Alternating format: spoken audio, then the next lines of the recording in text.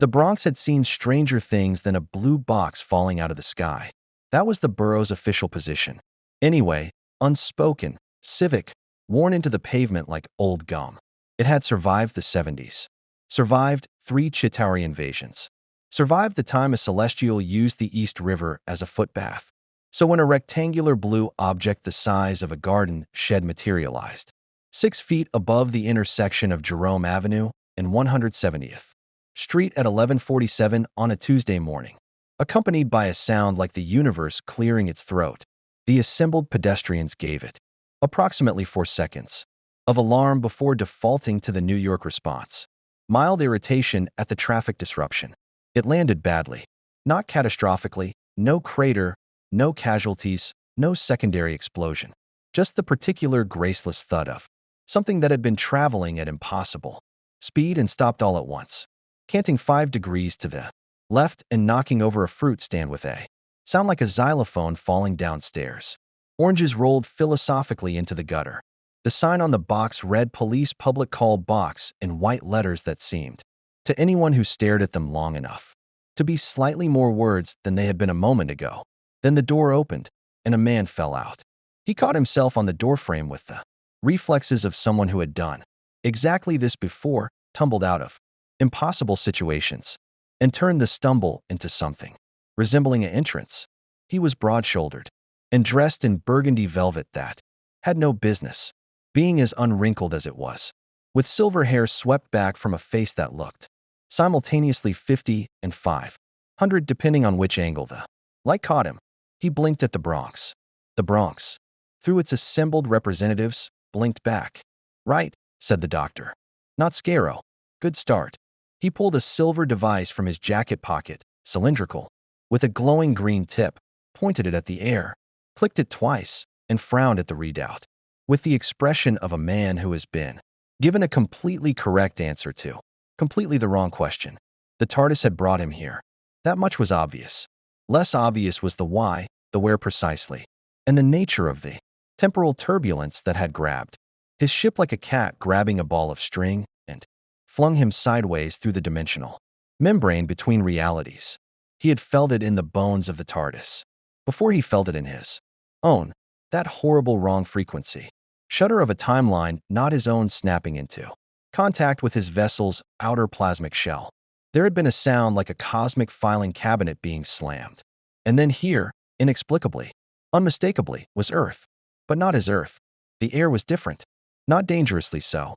Not alien. Oxygen-nitrogen mix. Standard. Humidity reasonable for the season. But underneath it, threaded through the ordinary, smell of exhaust and food carts and 10,000 human lives in close proximity, there was something his 2 hearts recognized before his brain did. The tang of radioactive decay at frequencies specific to gamma bombardment. The faint electromagnetic ghost of technology that had no right to exist yet. The subtle wrongness of a world where the extraordinary had become somehow load-bearing. This universe ran on miracles. That was his first impression. Not metaphorically. Literally. The physics here had been renegotiated by events his instruments were only beginning to catalog. Particle bombardment. Cosmic energy signatures. The faint but unmistakable residue of stones that had held all of reality in their grip.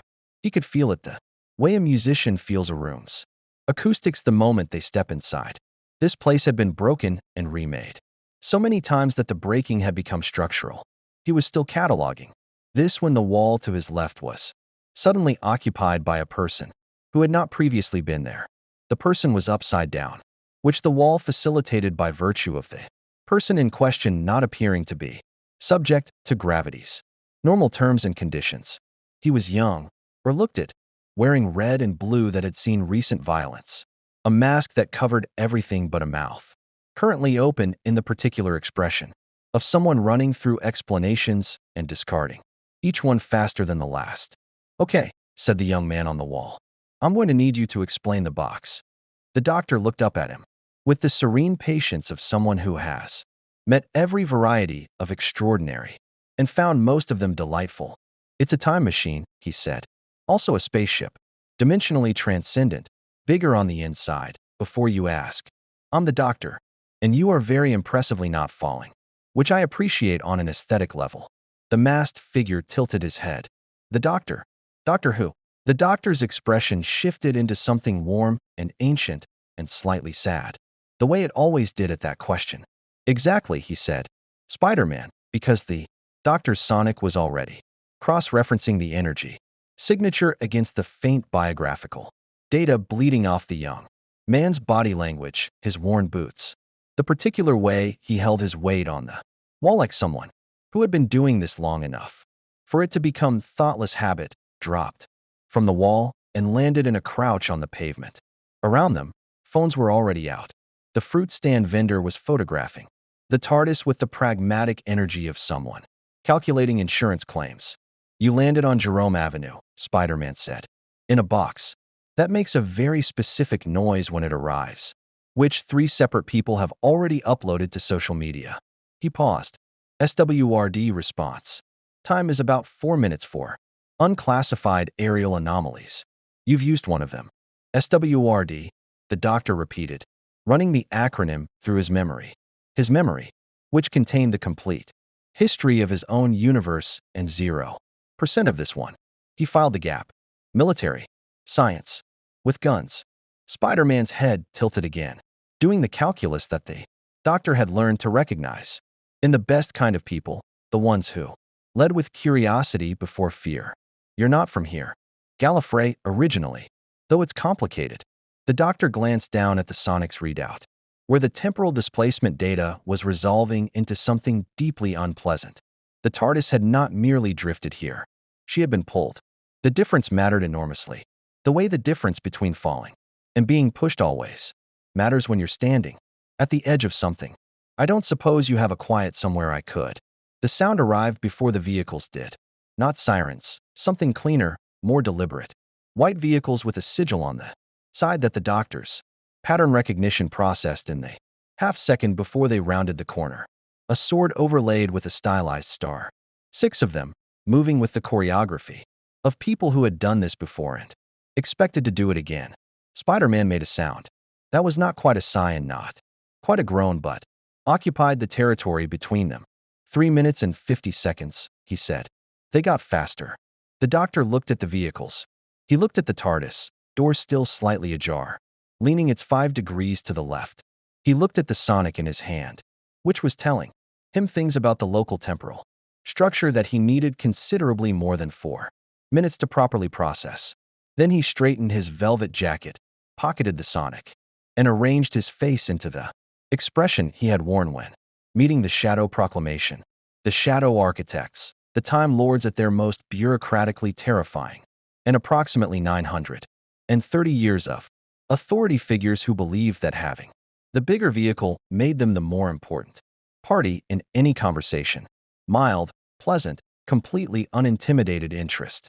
Right then, said the doctor. Let's see what SWRD makes of me. If you want to see more characters enter different universes, hit that subscribe button and drop the name of a character and the universe you'd want to see them in down in the comments below. Hope shines brightest in the darkest night.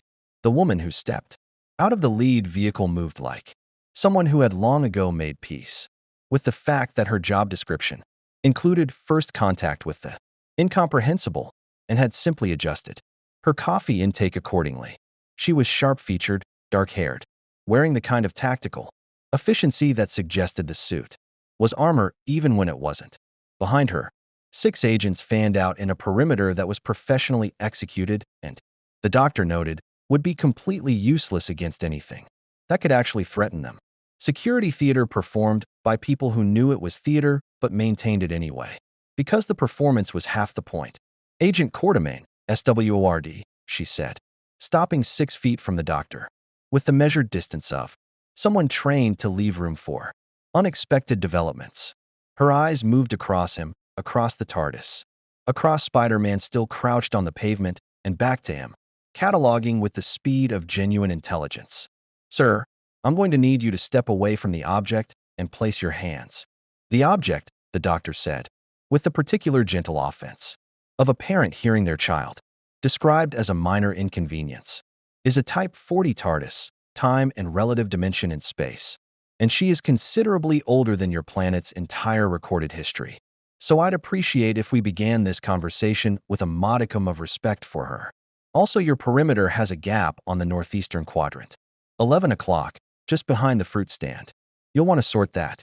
Quartermain blinked. One of her agents, the professional instinct apparently overriding surprise, actually moved to cover the gap.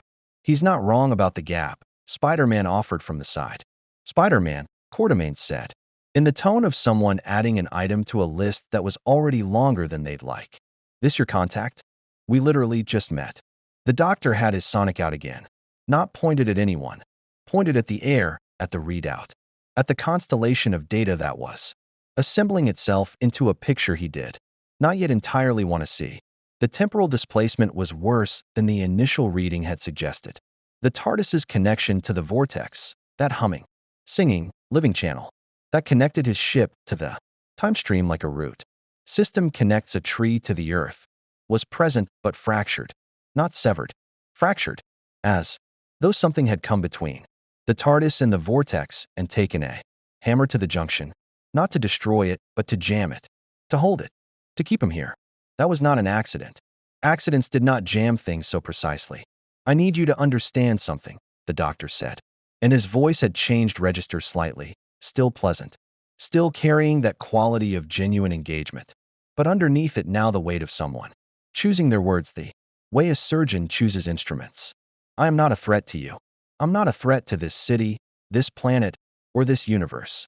I am, at this precise moment, a traveler whose transport has been interfered with by a force I haven't yet identified, stranded in a reality that isn't mine, and I would very much like to have a calm and productive conversation with whoever in your organization is senior enough to actually make decisions.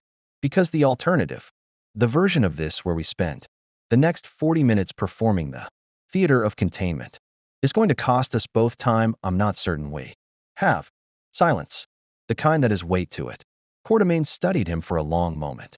The doctor had been studied by experts, by the Shadow Proclamations archivists, by the Daleks' threat assessment systems, by the Time Lords themselves when they were deciding whether he was problem or solution. He had learned to be comfortable being studied.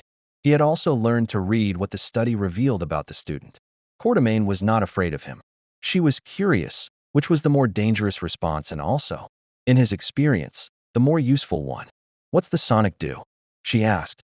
Currently, telling me that your atmosphere has absorbed trace amounts of at least 4 varieties of exotic particle bombardment that have no business existing in a universe of this age, that there are 17 distinct energy signatures within a 6-block radius that correspond to technologies I haven't encountered before, and that the temporal structure of this reality is, he paused, looking at the readout, with an expression that had moved past concern into something quieter and more complicated.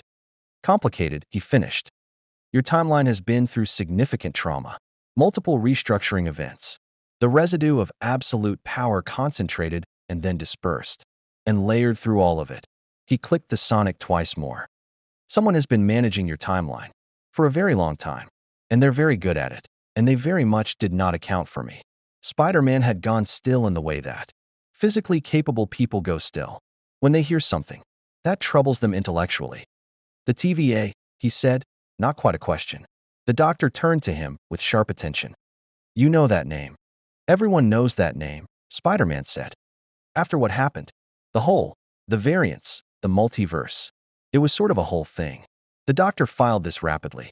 An organization that managed timelines, that had, according to his readout, left structural fingerprints all through the local temporal fabric like someone who had renovated a house so many times the original. Walls were held up entirely by memory and habit. He thought about the fracture in the TARDIS's vortex connection. He thought about the word his instruments had assembled for the nature of that fracture. Deliberate. Agent Quartermain, he said, deciding. I'll come with you. Voluntarily. I'll answer every question you have. In whatever order you prefer, for as long as it takes. I have one condition. She raised an eyebrow.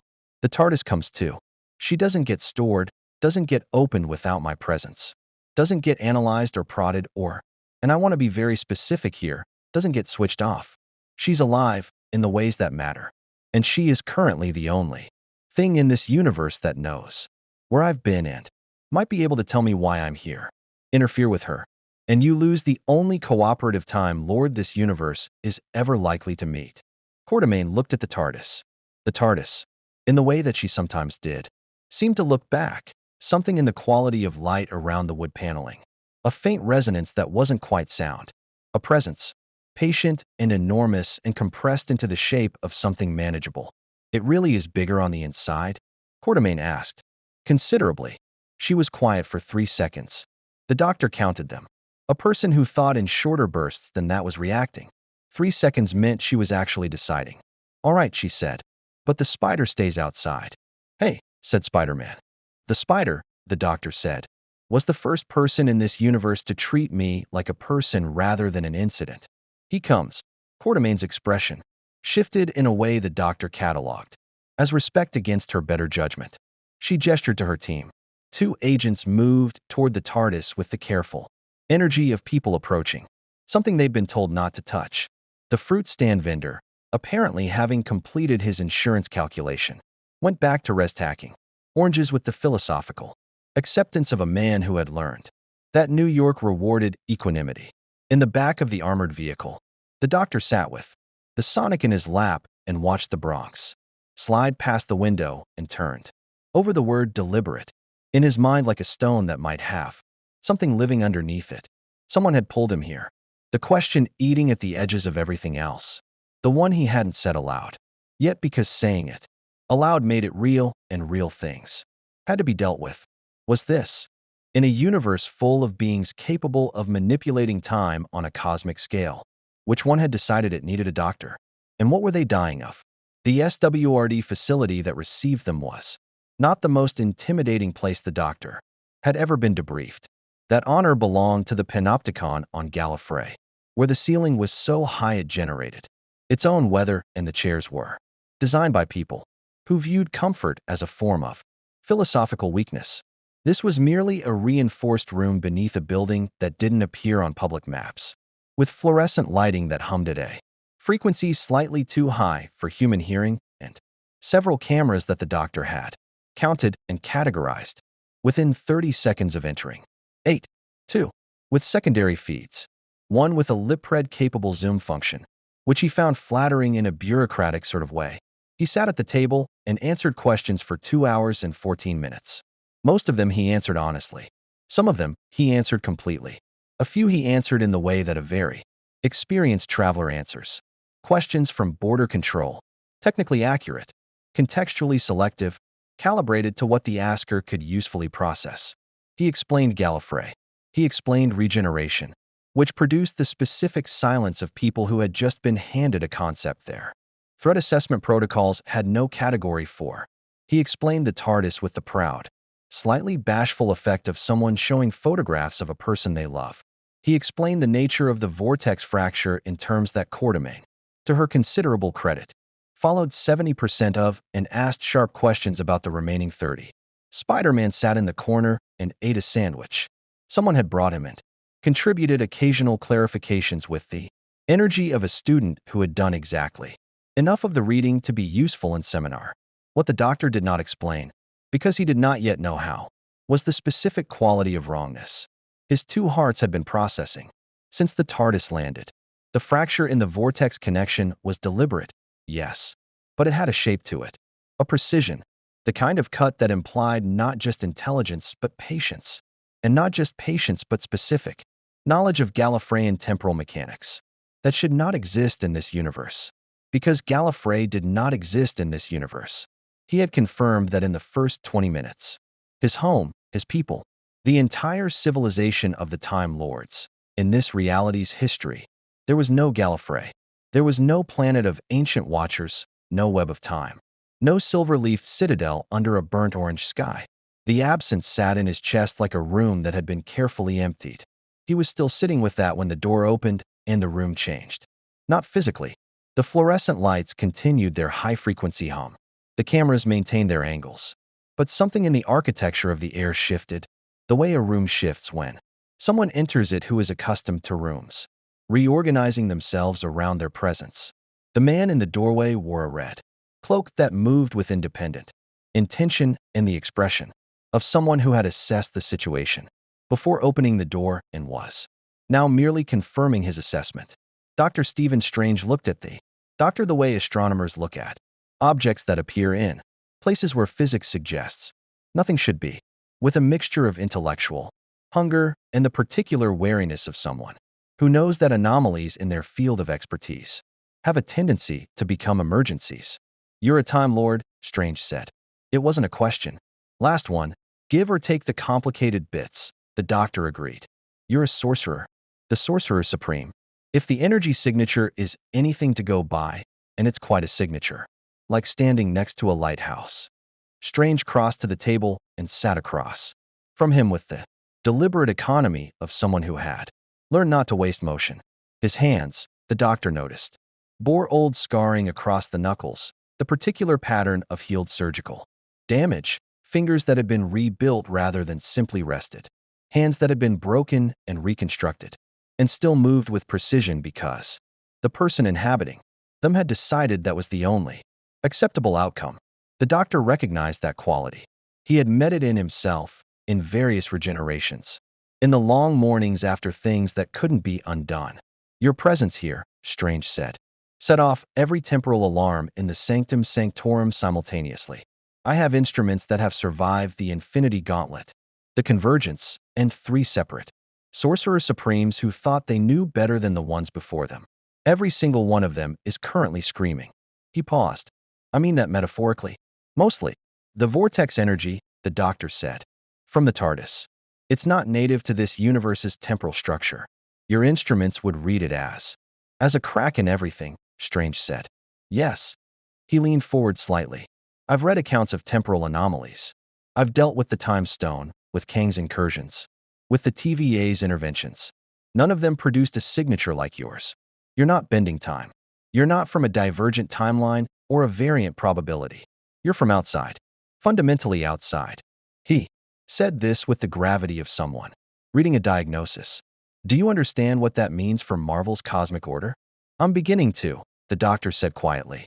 "If the cosmic entities become aware of you, the living tribunal, eternity, the beyonders, your existence here constitutes an argument that the boundaries of this universe are permeable in ways that haven't been accounted for. That is not a conversation anyone wants to have. Because the last time the Beyonders decided the multiverse needed reconsidering, they unmade everything." Strange held his gaze. "I need to send you back." "I agree completely," the doctor said. Strange blinked. He had clearly prepared for resistance. "The problem," the doctor continued, producing the sonic and placing it on the table between them like a piece of evidence, "is that I can't go back. The vortex fracture, look at the readout. I'll translate the Gallifreyan notation if you need. Though your mathematical framework is surprisingly well equipped for it, was induced deliberately from outside the TARDIS by something that understood Gallifreyan temporal mechanics well enough to do surgical damage without destroying the vessel." He met Strange sighs. "In a universe where Gallifrey has never existed, which means whatever did this learned how from somewhere else. Something is reaching between universes, Dr. Strange, and it pulled me here specifically. Not randomly. Specifically, the silence that followed had a different quality than the silences before it. This one had Strange in it, which meant it was a silence being actively used, information being processed, threat models being updated, contingency frameworks being activated behind eyes that were considerably older than the face containing them. 1 hour, Strange said finally. "I'll give you 1 hour to prove your vortex fracture is genuine, and that you can't simply leave under your own power. If you can prove it, we work together to identify the source." He rose from the chair, cloak settling around him with the quiet authority of something that had decided it liked its owner. "If you can't prove it, you'll fold me into a dimensional pocket and call it a Wednesday," the doctor said pleasantly. "I know the type. I've met the type. I've occasionally been the type." He picked up the sonic. 1 hour is plenty. I've saved civilizations in less." Strange paused at the door. Something had shifted in his expression, not warmth exactly, but its precursor. The recognition of something familiar in an unfamiliar shape. "The Sanctum has a library," he said. 17,000 volumes of temporal theory, most of them written by people who only understood time from the outside. If you're what you say you are, I'm what I say I am, then you're the only being in this universe who's understood it from within. He considered this. That might actually be useful. After Strange left, Spider-Man unfolded himself from the corner and looked at the door and then at the doctor with the expression of someone recalibrating their understanding of the day's ambitions. So he said, "Good meeting." The doctor looked at the Sonics readout, where beneath the data on the vortex fracture, a secondary reading had just resolved itself into legibility. Something had been monitoring the TARDIS since landing. Not SWRD, not Strange's instruments. Something older and more patient, and interested in ways that the doctor had learned across 9 centuries of travel to find deeply alarming. Productive, he said. Concerning. Potentially catastrophic. He stood, straightening his jacket. The usual. The TARDIS found Krakoa before the doctor did. That was not how he would have described it to anyone. The TARDIS didn't navigate so much as express preferences, the way a very old and very opinionated cat expresses preferences about which chair it will occupy and when. But after Strange had spent 40 minutes confirming the vortex fracture's legitimacy, with the grim satisfaction of a diagnostician who had hoped to find the patient malingering and instead discovered a genuine and alarming condition, and after the doctor had been granted provisional freedom of movement under what Strange called professional courtesy and what the doctor recognized as, "I need you accessible. In case this gets worse," the TRDX had drifted, not far, not dramatically, but when the doctor followed the faint telepathic pull of his ship, that low-frequency hum that lived somewhere between his temples and his sternum, he found her, parked at the edge of a shoreline that his sonic identified as recently and impossibly cultivated, surrounded by bioluminescent flowers that had no business existing in this latitude and that smelled, very faintly, of the particular living silence that old and deliberate minds leave in the air around them. The island had known they were coming before they arrived. He could feel that, the same way he could feel the eyes. "Krakoa," Spider-Man said beside him, with the tone of someone reading a warning sign in a language they mostly understand. "Mutant nation. Independent sovereign state. They have their own laws, their own drugs, their own diplomatic complications," the doctor finished. "Yes, I can read the geopolitical resonance. This island is alive. Also that, yeah." The welcome, when it came, was not aggressive. It was something more unsettling. It was prepared.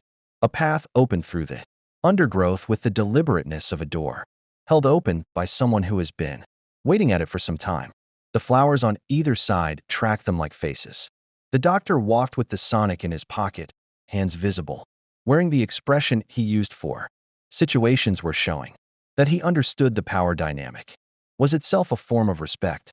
They were brought to a structure that was partly building and partly the island itself, where the X-Men's leadership had assembled, with the specific energy of people who had received significant forewarning and were using the intervening time to arrange themselves into the most advantageous configuration.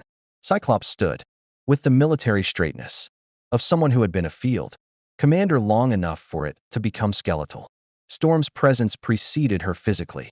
The air in the room was 3 degrees cooler than outside, the light subtly different, the atmosphere attending to her the way atmospheres do when the person in question has spent decades in genuine dialogue with weather.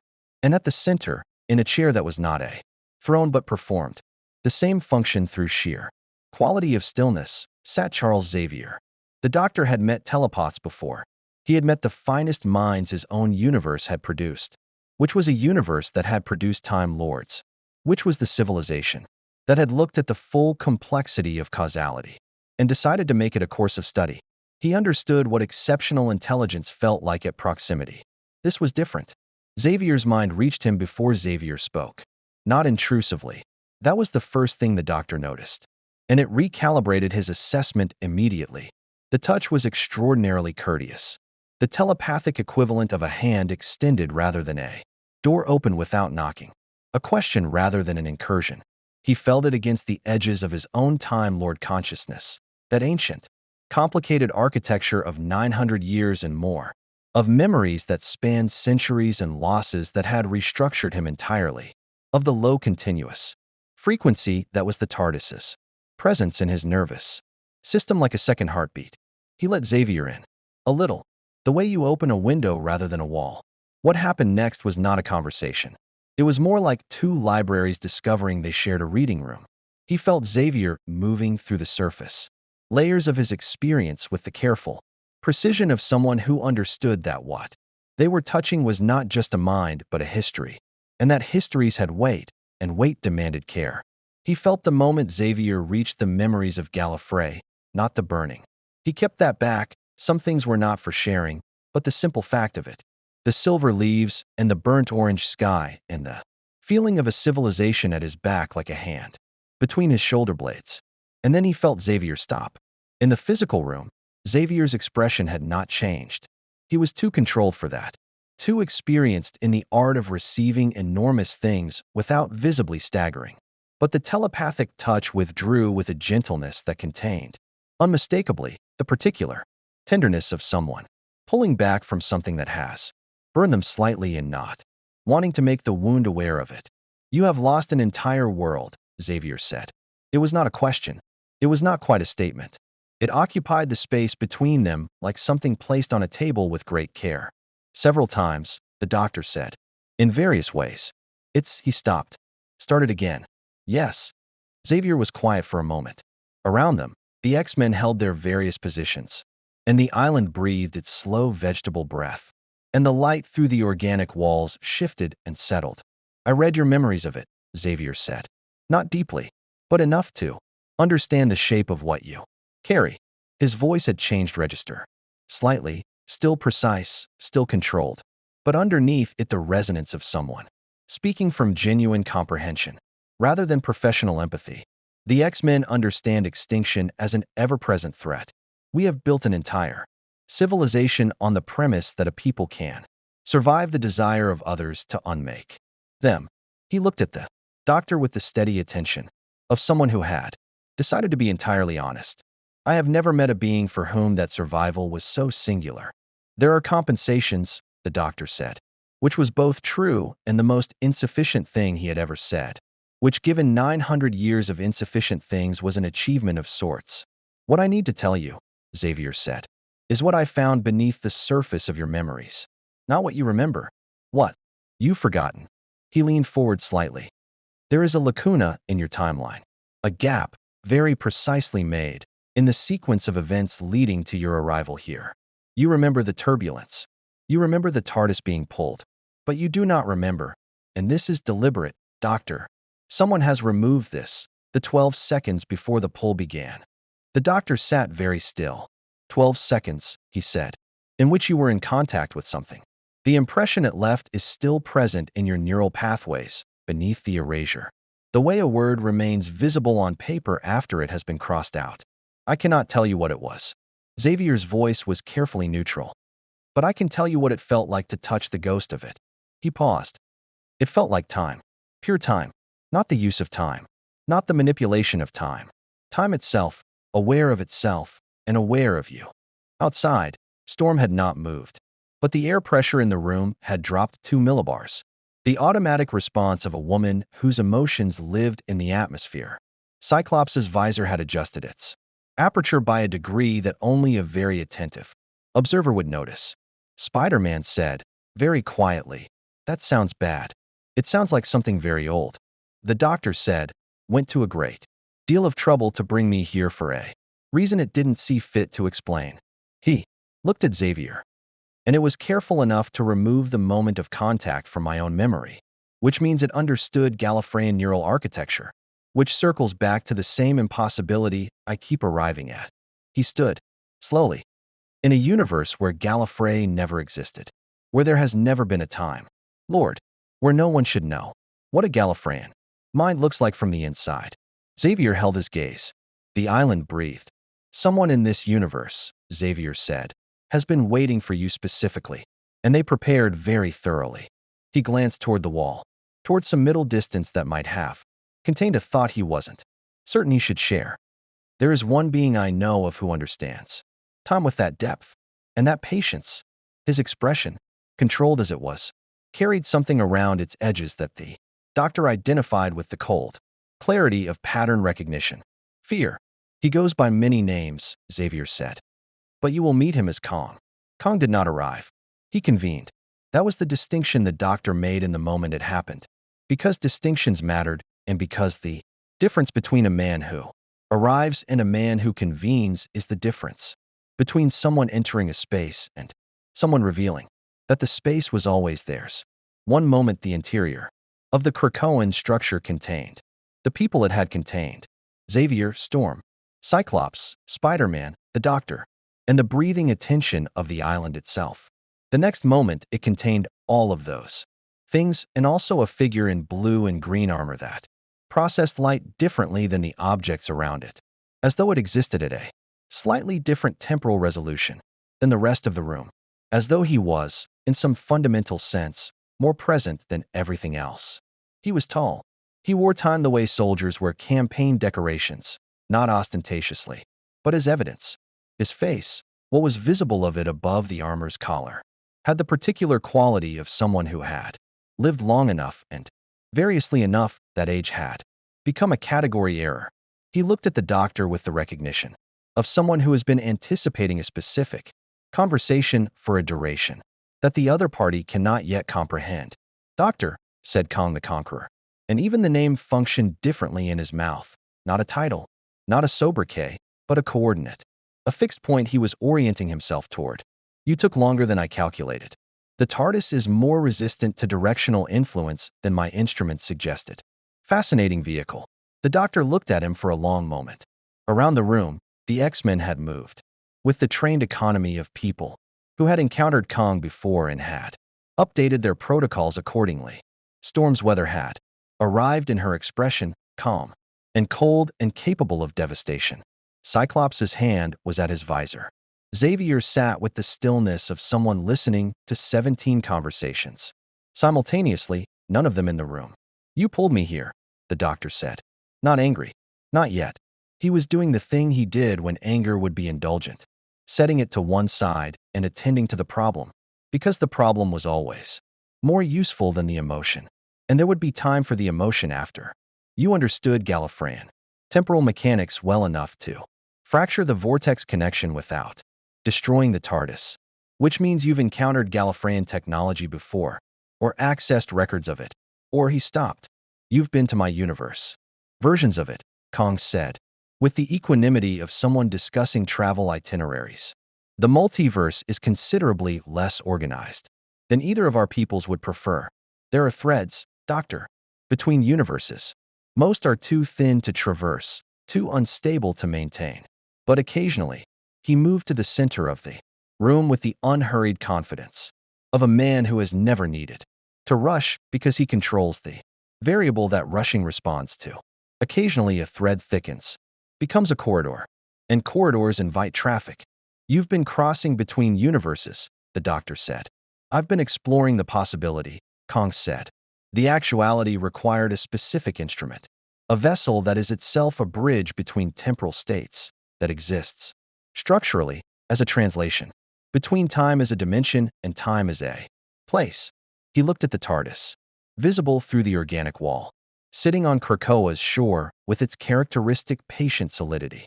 Your ship, Doctor, is the only object in any universe I have encountered that is, by its fundamental nature, a door. The Doctor felt the shape of it arriving, the way he always felt the shape of things, not as revelation but as confirmation of what is pattern.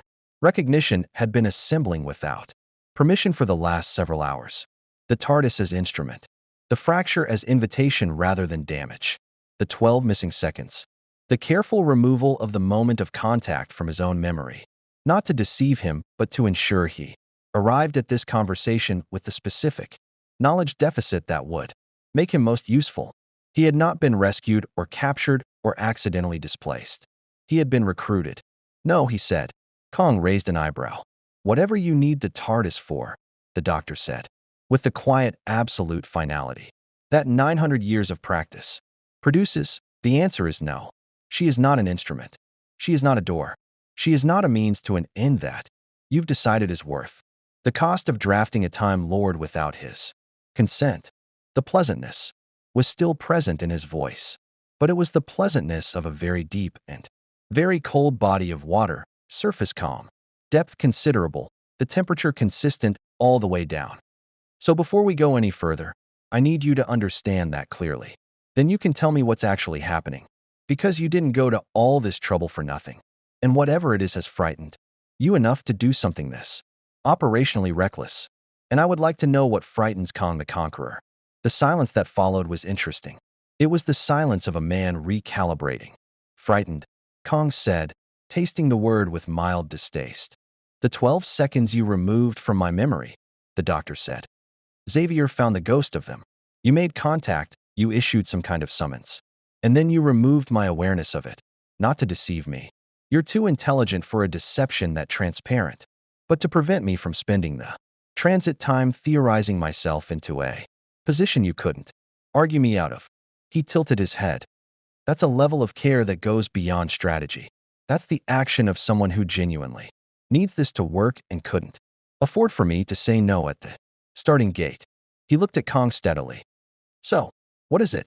Kong looked at him for a long moment. Then, with the particular quality of someone making a decision they have been delaying, he reached into the architecture of his armor and produced a device, flat, disc-shaped, emanating a faint light that the doctor's sonic identified in the same half-second that his stomach identified it. The two recognitions arriving simultaneously and producing the same result. The reading was temporal. The data it contained was astronomical in scope and deeply structurally wrong in the way that only a very few categories of thing could produce. There is a fixed point, Kong said, approximately 11 months from now by your personal timeline. In this universe, a moment that cannot be altered, cannot be branched, cannot be excised by the TVA, because the TVA will not exist to perform the excision. He held the device steady. Every timeline I have access to, Doctor, and I have access to considerably more than anyone in this room is comfortable with, converges on this point. All of them, not most, not the majority, every single divergent thread, every variant probability, every branching possibility that my instruments can reach, collapses into this event the way rivers collapse into the sea. What event? Cyclops asked, because he was the kind of person who asked the operational question while everyone else was still processing the conceptual one. Kong looked at him briefly, then back at the doctor. The end, Kong said simply. Not the end of a civilization, not the end of an era, not the end of a species. The end of this universe's capacity to sustain life, consciousness, or causality. A complete cessation. Not a bang. Not a crunch. He searched for language that fit, and found it in a register that was almost quiet. A stopping. The bioluminescent flowers outside had gone still. The island was listening. Every timeline, the doctor said. Every one I can reach. And you can reach. More than enough to constitute certainty. By any mathematical framework you care to apply. The doctor looked at the device. He looked at Kong. He looked at the data with the part of his mind that had been trained on Gallifrey to read temporal mathematics the way musicians read notation. Not as abstract symbol, but as heard thing, as felt thing, as something with texture and weight and the specific gravity of truth. The data was not fabricated. He would have known. He had spent 9 centuries learning the difference between a genuine reading and a constructed one. And this had the particular taste of something real, the rough edges. The internal inconsistencies that models produced by living systems always contained. The irreducible messiness of actual futures rather than invented ones. He believed it. That was the most alarming thing that had happened since the TARDIS landed. And the day had contained several strong contenders. You need the TARDIS, the doctor said slowly, to reach the source of the fixed point. Because it's temporally located in a way that your technology can approach but not access. And you need me because the TARDIS won't cooperate with anyone else. And because, he stopped. Because a Time Lord can walk into a fixed point. We were trained for it. We can exist inside moments that would collapse a normal observer. Yes, Kong said. And you couldn't simply ask, would you have come? The doctor was quiet for a moment. He thought about the TARDIS being pulled. The 12 seconds removed. The surgical precision of the fracture. The elaborate, careful, operationally reckless recruitment of a being from outside this universe who had every reason to refuse. No, he admitted. Probably not. Not without evidence. He looked at the device. Consider this evidence. Something shifted in Kang's expression that was not quite relief and not quite satisfaction, but lived in the territory between them. The expression of someone who has been running a very long calculation and has just received the variable that makes it solvable. Then we have 11 months, Kang said, and considerably less time before the agents of the fixed point become aware that we know it exists. Spider-Man raised a hand. Quick question. When you say agents, the wall of the structure exploded inward. Not metaphorically. Not with the slow, dramatic crumble of something structurally compromised. Violently, immediately. With the specific character of force applied by something that had been waiting outside for the conversation to reach exactly this point and had decided the conversation was now over. Through the debris, moving with the terrible patience of things that have no relationship with urgency, because urgency implies the possibility of failure, and they had been built. Without that category came 3 figures in armor that the Dr. Sonic identified in the same moment that Kang's expression identified them, not with fear, but with something that fear was the simplified version of. Kang variance, Kang said, with the profound weariness of a man who has this problem more often than anyone should. Specifically, he adjusted his armor's configuration with the practiced motion of long habit, specifically the ones who have already seen the fixed point and decided that the end of this universe is preferable to letting us prevent it. The doctor looked at the 3 armored figures. He looked at Kang. He looked at Spider-Man, who had gone into the particular crouch that meant he was about to do something athletic and consequential. Right, said the doctor, putting the Sonic away and rolling up his sleeves in the gesture. That meant he had decided the situation called for direct engagement rather than further conversation. Let's talk about what preferable means to someone who wants reality to stop. The 3 Kang variants moved like arguments. That was the only way the doctor could articulate it to himself in the half-second of assessment. Before the room became entirely too busy for articulation, they moved with the specific quality of beings who had decided on a conclusion and were now simply the physical expression of its implementation. No hesitation, no tactical improvisation, no reading of the room. Pure vector. The leftmost variant went for Kang with the economical aggression of someone settling a very old score. The rightmost went for the TARDIS, with the purposeful directness of someone who had been briefed on the priority targets. The central one went for the doctor. He stepped to the left. It was not a dramatic evasion. It was not the spinning athletic deflection that Spider-Man was simultaneously performing 12 feet away with considerably more visual interest. It was simply a step, precise and unhurried. The kind of movement that comes from spending centuries in rooms that were trying to kill you and learning that the most efficient response was usually the smallest one. The variant's momentum carried it past him into the space he had occupied, and in the fraction of a second while it was recalculating, the doctor had the Sonic out, frequency adjusted, and pointed at the seam between the armor's chest plate and collar. The Sonic's effect on Kang variant technology was, he noted academically, approximately 40% of what it would have been on equivalent technology in his own universe. The temporal dampening field the armor was generating interfered with the screwdriver's harmonic output in ways he hadn't had time to fully map. But 40% of a sonic screwdriver applied to a precision join in temporal armor was still enough to produce a sound like a cathedral bell being struck by another cathedral bell, and the variant staggered. Not enough, but enough for the doctor to move again. The TARDIS, he said, loudly and without urgency, to no one specific and everyone present. Storm had already understood. She was not in the room anymore in any useful sense. She was weather-wearing. Storm's shape, the air around her charged with the specific authority of someone who did not require permission from the atmosphere to do what she was about to do. Lightning, when she called it, arrived like punctuation. The variant headed for the TARDIS took the strike across its right pauldron and went down on one knee with the deliberateness of a tree that has been cut most of the way through, swaying in the specific way of something about to make a decision about direction. Cyclops removed the decision.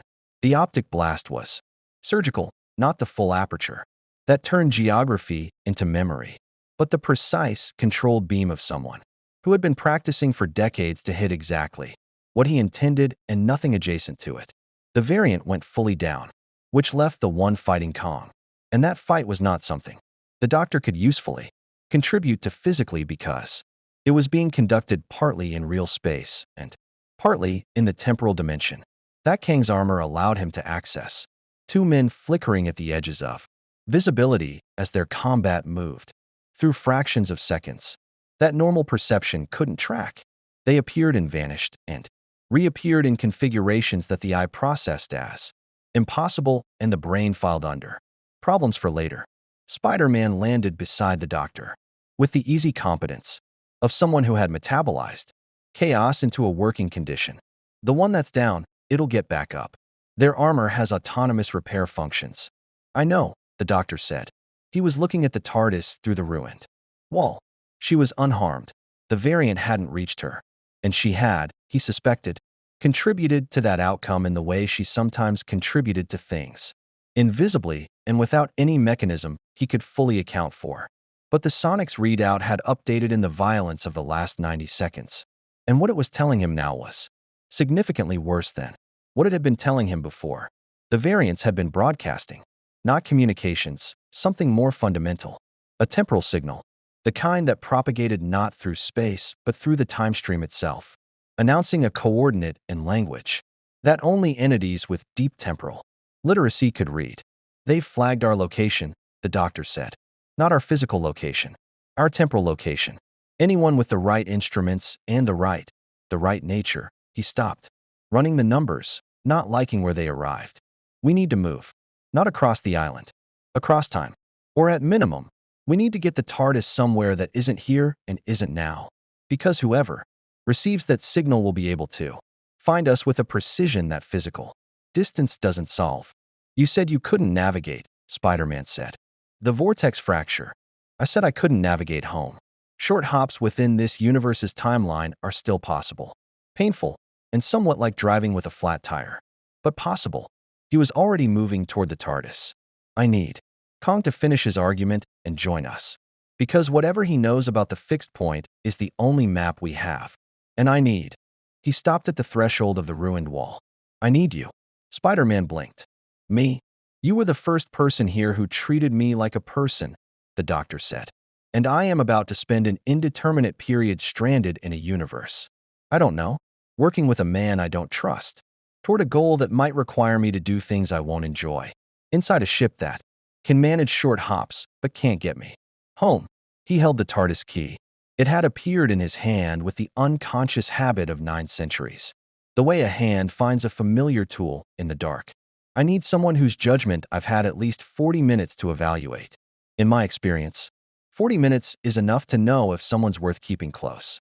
Spider-Man looked at him for a moment with the expression of someone who was rapidly assessing approximately 17 different personal obligations and measuring them against something that was pulling in a different direction. I have a physics exam on Thursday, he said. We'll have you back by Wednesday, the doctor said. Probably. Mostly probably. That's not, he gestured. That's not reassuring. No, the doctor agreed. It really isn't.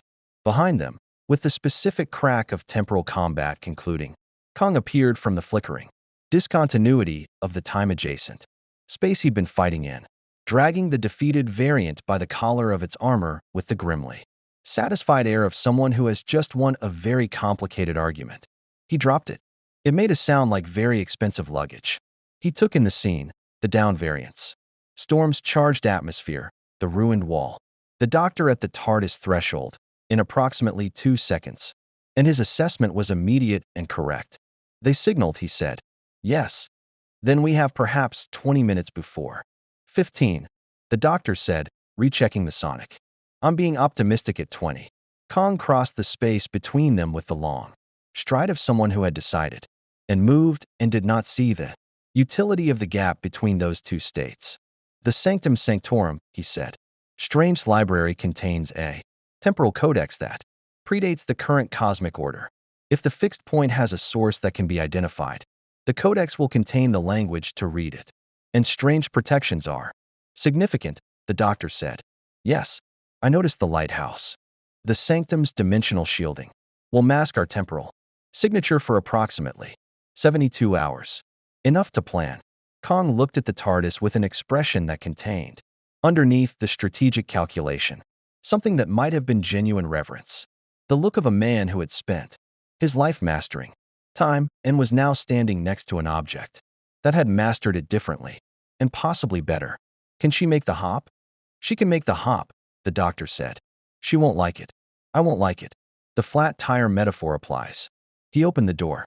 The interior light spilled out into Krakoa's shore, warm gold, the particular quality of light that exists nowhere else. And you get. Kong stopped at the threshold. The look on his face was, the doctor thought, probably the same look everyone had at this moment, that first confrontation, with the inside being demonstrably, impossibly, wonderfully larger than the outside. Even Kong, who had seen more of reality's architecture than almost any living being, stood in the doorway with the expression of someone whose certainties had just been politely but firmly revised. It is, Kong said, considerably bigger. Yes, said the doctor, settling into the captain's chair with the ease of someone returning to the one constant. In a life full of variables, his hands found the controls by memory, 600 years of muscle memory. In this body and its predecessors, the console familiar as a first language. It always is.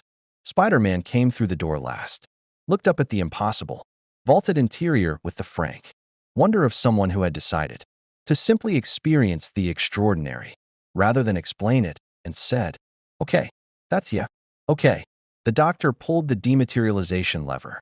The TARDIS wheezed, not the confident, triumphant wheeze of a fully operational temporal displacement, the sound she made when everything was working and the universe was cooperating, and the journey ahead was clear. This was the other sound, the game sound, the determined sound, the sound of something very old and very tired, deciding that being tired was not a sufficient reason to stop. The console shuddered. The time rotor rose and fell in its column, working harder than it should have needed to. The doctor talked to her quietly as she worked, under his breath, the way he always did, not instructions but encouragement, the ongoing conversation of two ancient things that had been through enough together to be beyond pretense. The coral columns creaked. The golden light flickered once and steadied. Krakoa dissolved into the vortex.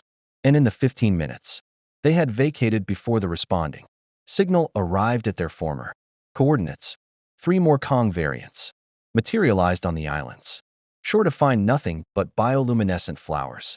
A bewildered set of X-Men and the faint, fading sound, already beloved and already missed. Already the sound of something irreplaceable, departing, of a time machine making the best of a bad situation. In the console room, stripped of the sonic, stripped of the TARDIS's navigation, stripped of his ability to go home or call for help or access any of the infrastructure that 9 centuries of travel had built around him like scaffolding. He hadn't noticed until it was gone.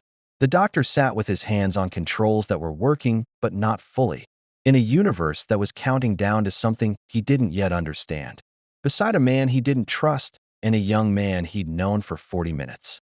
He was, in the most technical sense, completely without resources.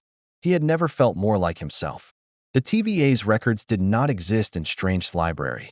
That was the first thing the doctor confirmed after the TARDIS materialized in the Sanctum Sanctorum's sub-basement with the particular, graceless thump of a vessel that had done something difficult and wanted acknowledgement for it.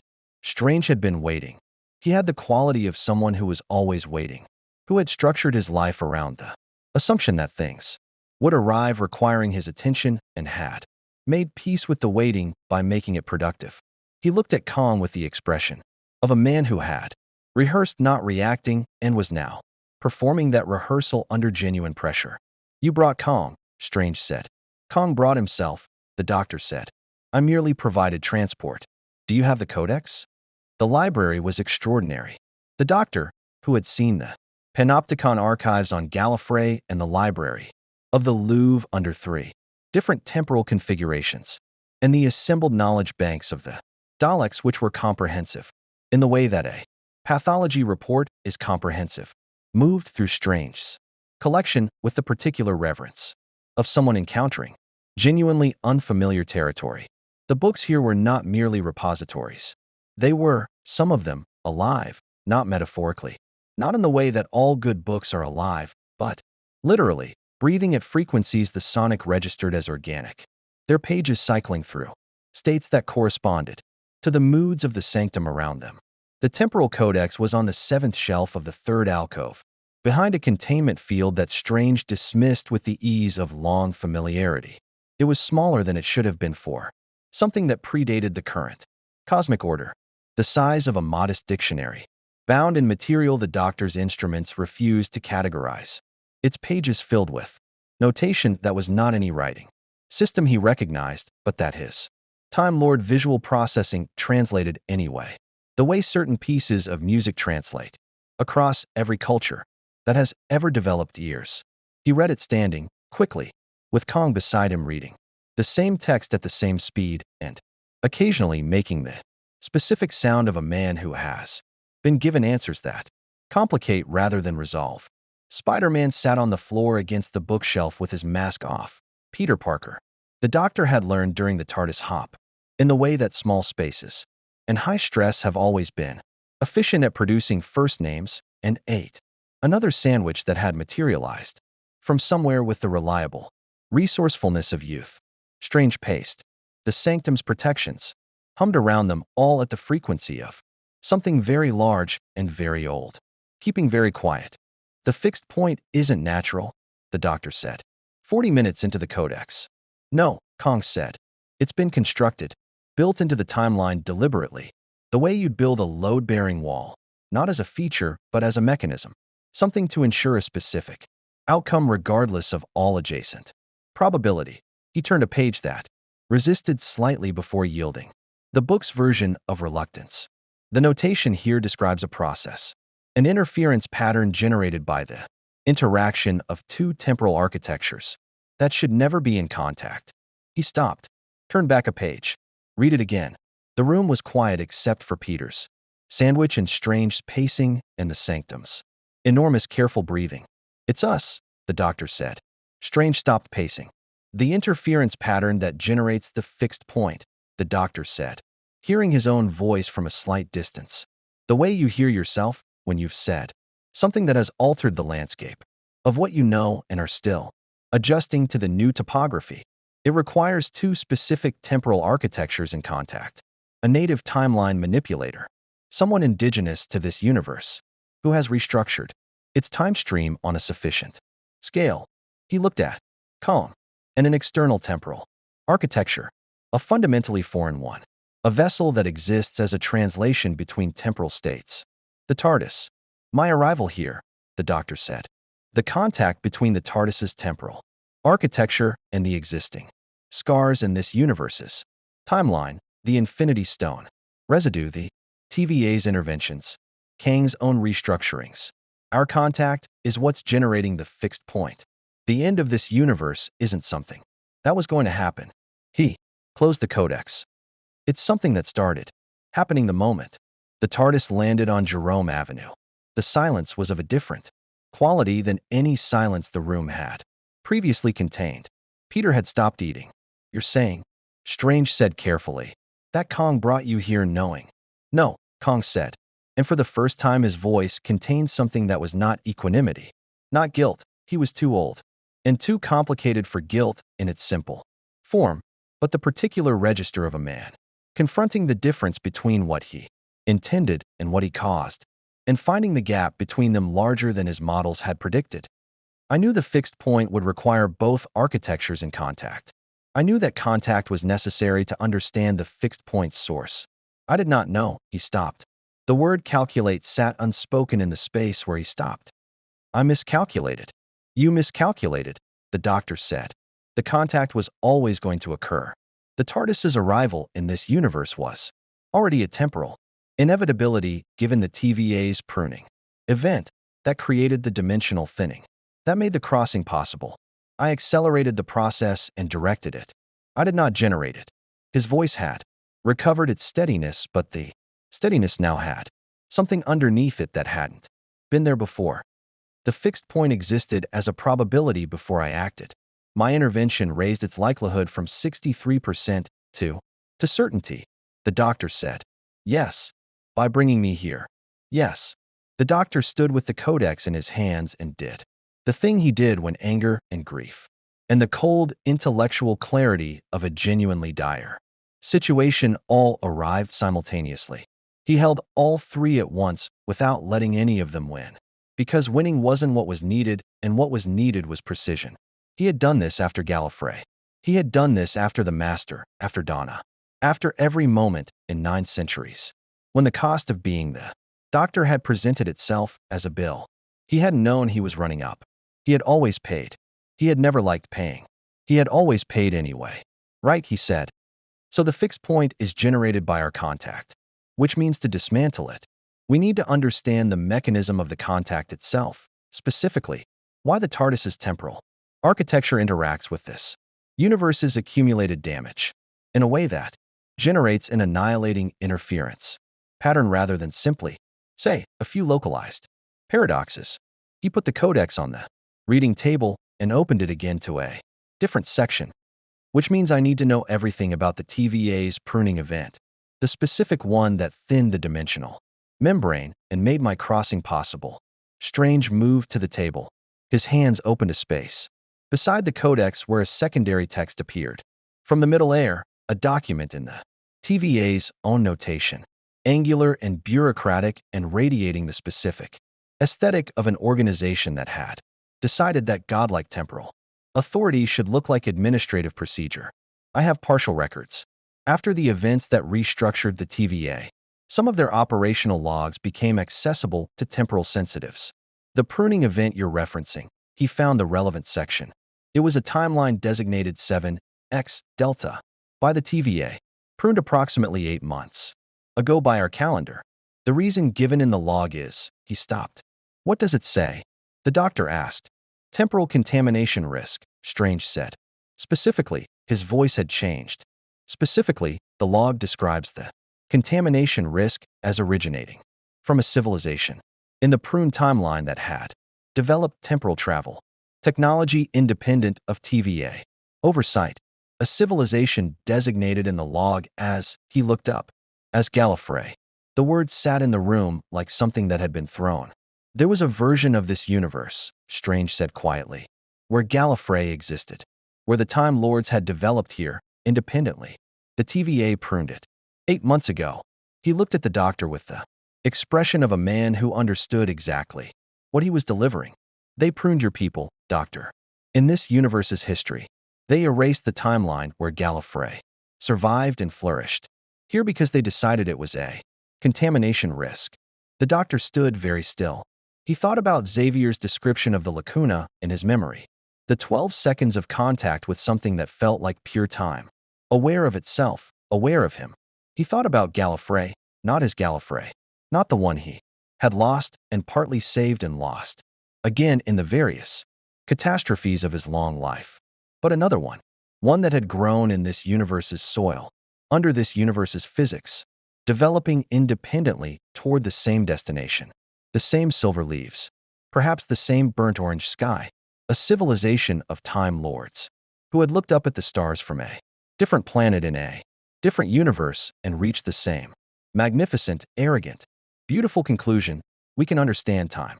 And the TVA had decided they were a contamination risk and filed the paperwork. The thing that contacted me, the doctor said. His voice was entirely steady. He was quite proud of that. In the 12 seconds. The thing that felt like pure time, aware of itself. It was one of them, wasn't it? One of the Time Lords from the pruned timeline, existing somewhere in the TVAs. In the void, Kong said. The word carried weight he hadn't previously given it. The space outside time where pruned timelines are held. Not destroyed. Contained. He was watching the doctor, with the careful attention of someone who has just realized that the tool they have been working with is considerably more complex than they understood. I accessed TVA records in a raid on one of their facilities 18 months ago. The beings from Gallifrey 7X Delta are not dead. They exist in a state of temporal suspension in the void. And one of them reached out, the doctor said, across the dimensional membrane, found a frequency that only a Time Lord could receive, and pulled the only other Time Lord in any accessible universe toward a place where he stopped, restarted, where they might be found, where they might be reached, where their existence, which the TVA intended to keep silent and contained forever, might become known. Peter Parker said, from the floor, very quietly, "They're asking you to save them." The room breathed. The doctor looked at the codex, at the TVA's notation, at the evidence of a pruning event that had silenced an entire civilization. Because an organization of time, managers had decided that spontaneous temporal enlightenment was a risk that outweighed an entire people's right to exist. He thought about the fixed point, the end of this universe's capacity to sustain consciousness and causality, generated by the contact between the TARDIS and the accumulated temporal damage of this reality. He thought about what Kong had said. The fixed point had existed as a 63% probability. He thought about what that meant. 63% of what? The Gallifreyan Time Lords in the void, the doctor said. They understood what their reaching out would do. The interference pattern. The fixed point, they're not the cause of it. He looked at Kong. You are. Your timeline restructurings. The TVA's interventions. The Infinity Stones. This universe's timeline is so damaged, so heavily rewritten, that it's become unstable at the foundational level. The fixed point isn't caused by my arrival. He let the shape of it fully arrive.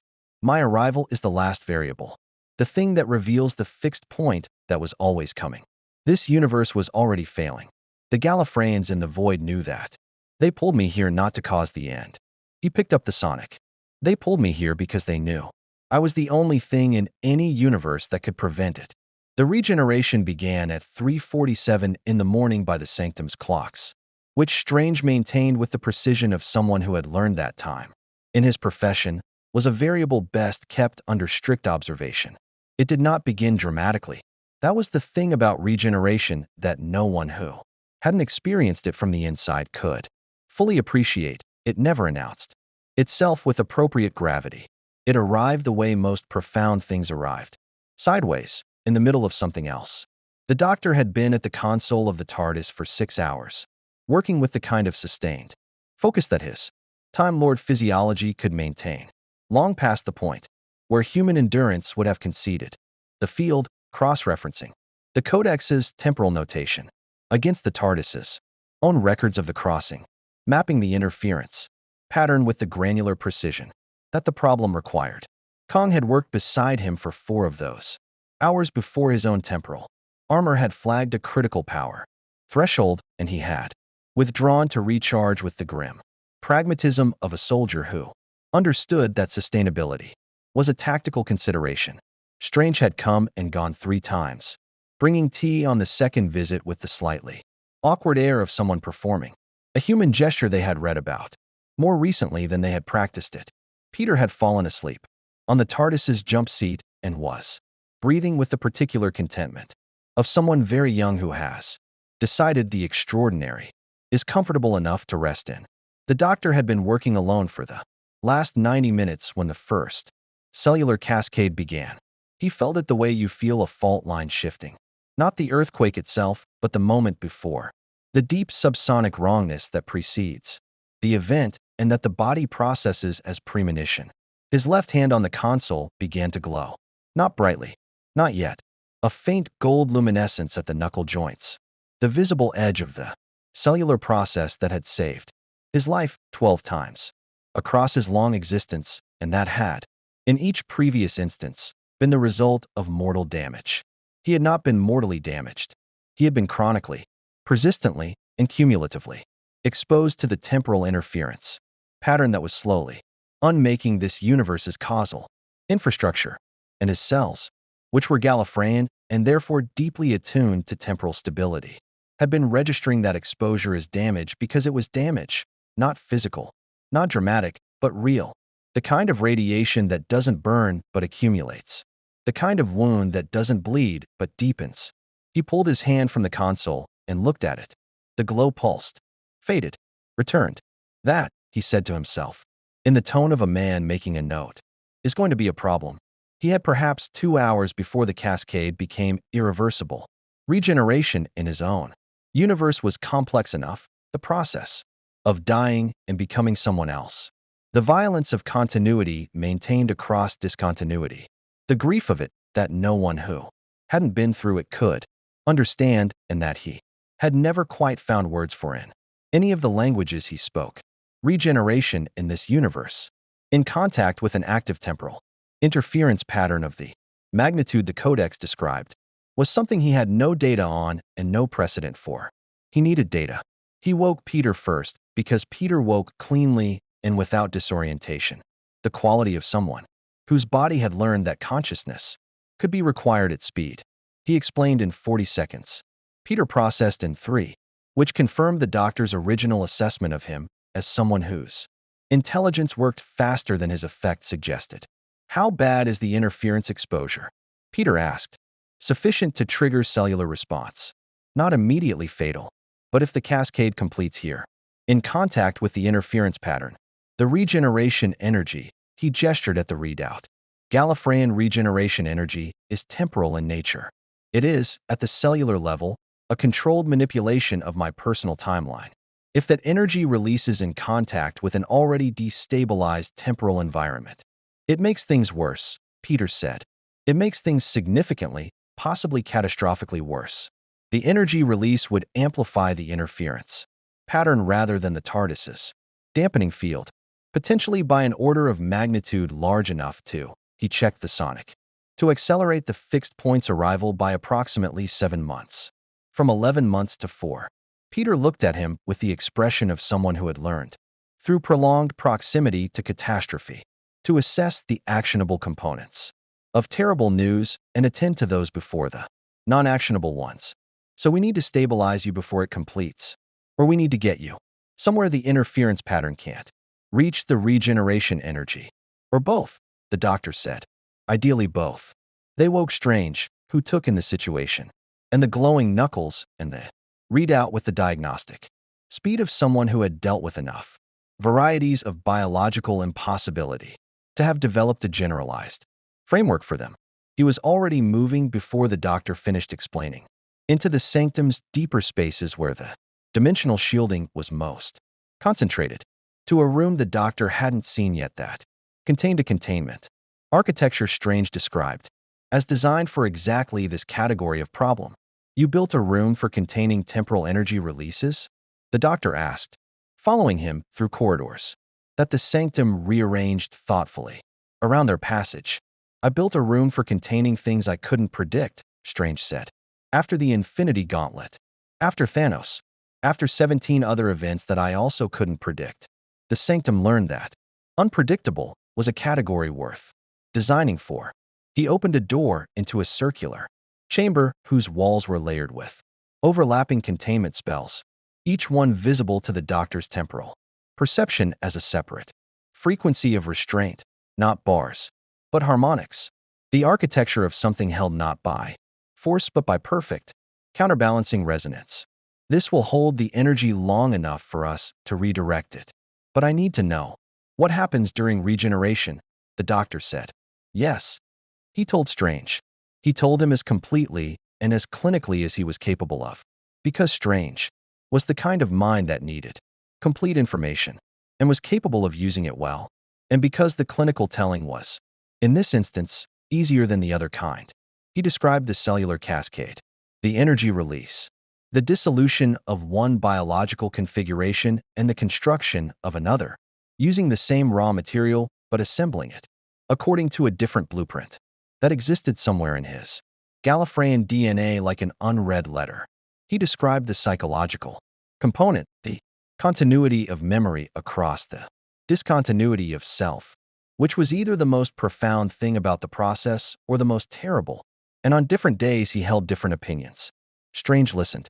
Kong, who had woken at some point during the movement through the sanctum and was now present in the doorway, with the alert economy of someone who had slept in armor enough times to make light sleep a professional skill, listened also. The containment field can hold the energy, Strange said when the doctor finished, but only if I can calibrate it to the specific frequency of Gallifreyan regeneration. And I can't calibrate it to a frequency I've never encountered. I can give you the frequency, the doctor said. How? He held up the sonic. The sonic has logged every regeneration I've experienced from the outside. The device is semi-sentient and has been calibrated to my biology since the third incarnation. It contains, in its memory, the precise temporal frequency of Gallifreyan regeneration energy. He looked at Strange. If I give you this, you can calibrate the field. But the sonic being integrated into your containment matrix means I'm without it during the process. And during regeneration I'm vulnerable, Strange said. Comprehensively, the doctor agreed. For approximately 90 seconds of full cascade, I'm not coherent, not physically reliable, and not able to defend myself from anything more threatening than a strongly worded letter. I'll be here, Peter said, from behind him, with the simple directness of someone who had decided and found no need to dress the decision up. As will I, Strange said.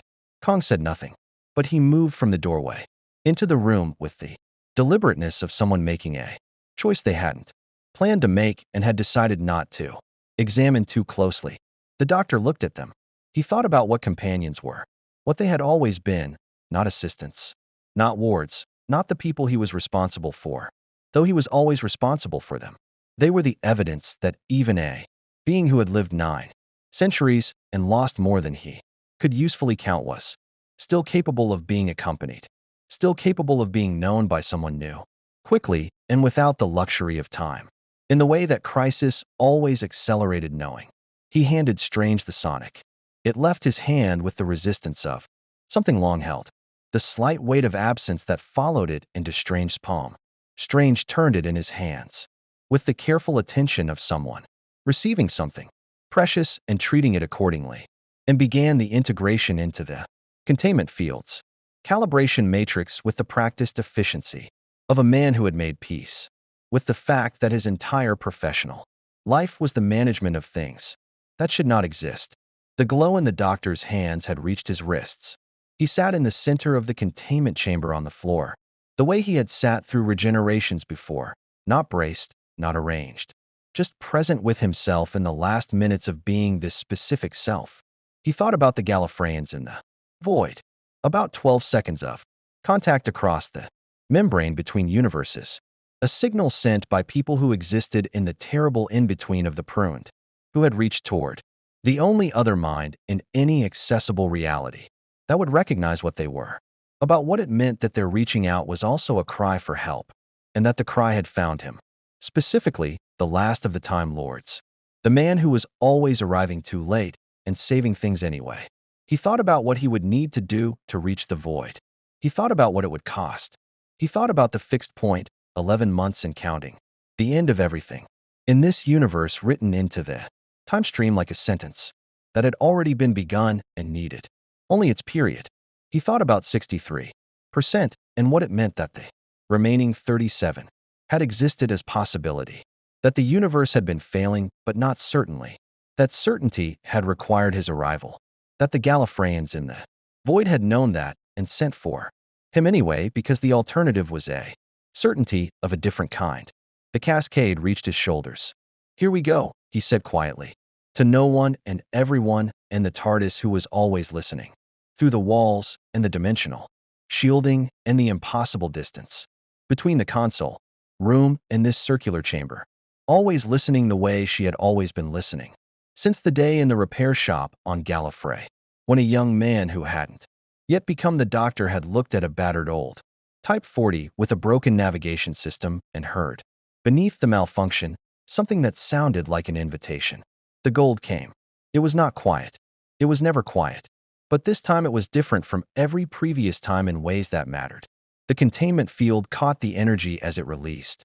Strange calibration holding at the frequencies the sonic had provided. The harmonics of the chamber, bending the temporal cascade inward, rather than outward, containing rather than broadcasting. The Doctor felt it the way you feel a river that has been given a new channel.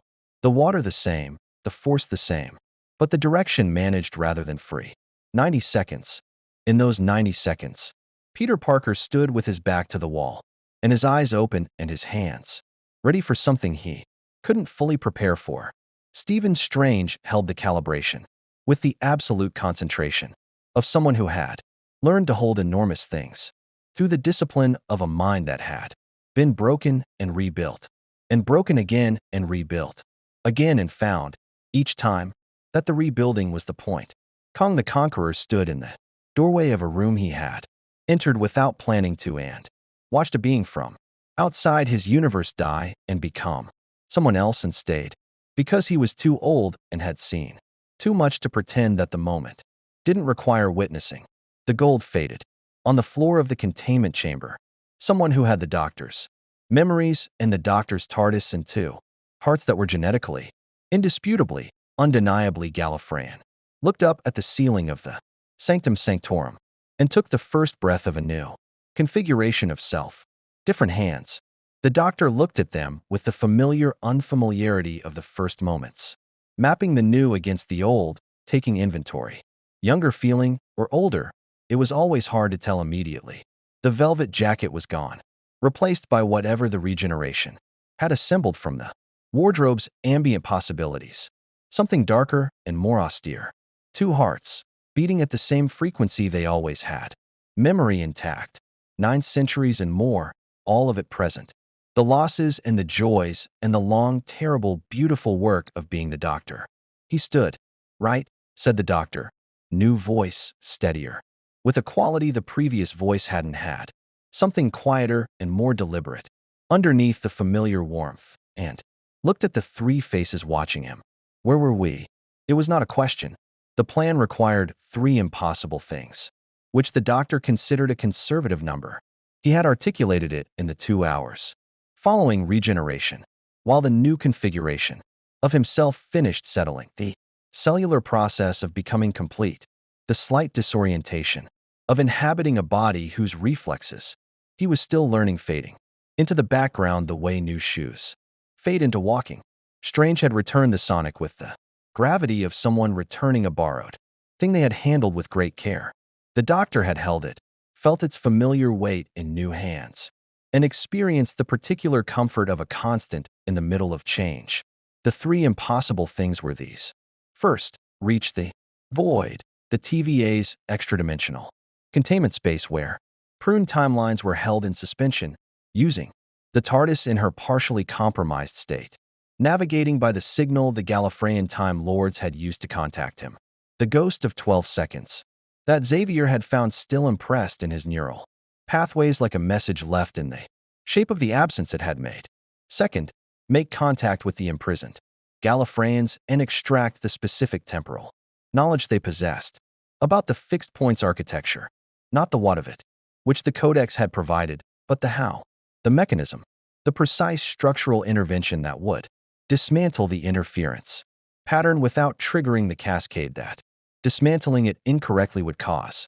Third, implement that intervention in a way that addressed not only the immediate fixed point but the underlying temporal damage that had made the fixed point possible, the accumulated restructuring events, the Infinity Stone residue, the TVA's interventions, Kang's own timeline manipulations, without which, the doctor explained with the patient precision of someone who had done enough battlefield medicine to know the difference between treating a wound and treating the cause of it.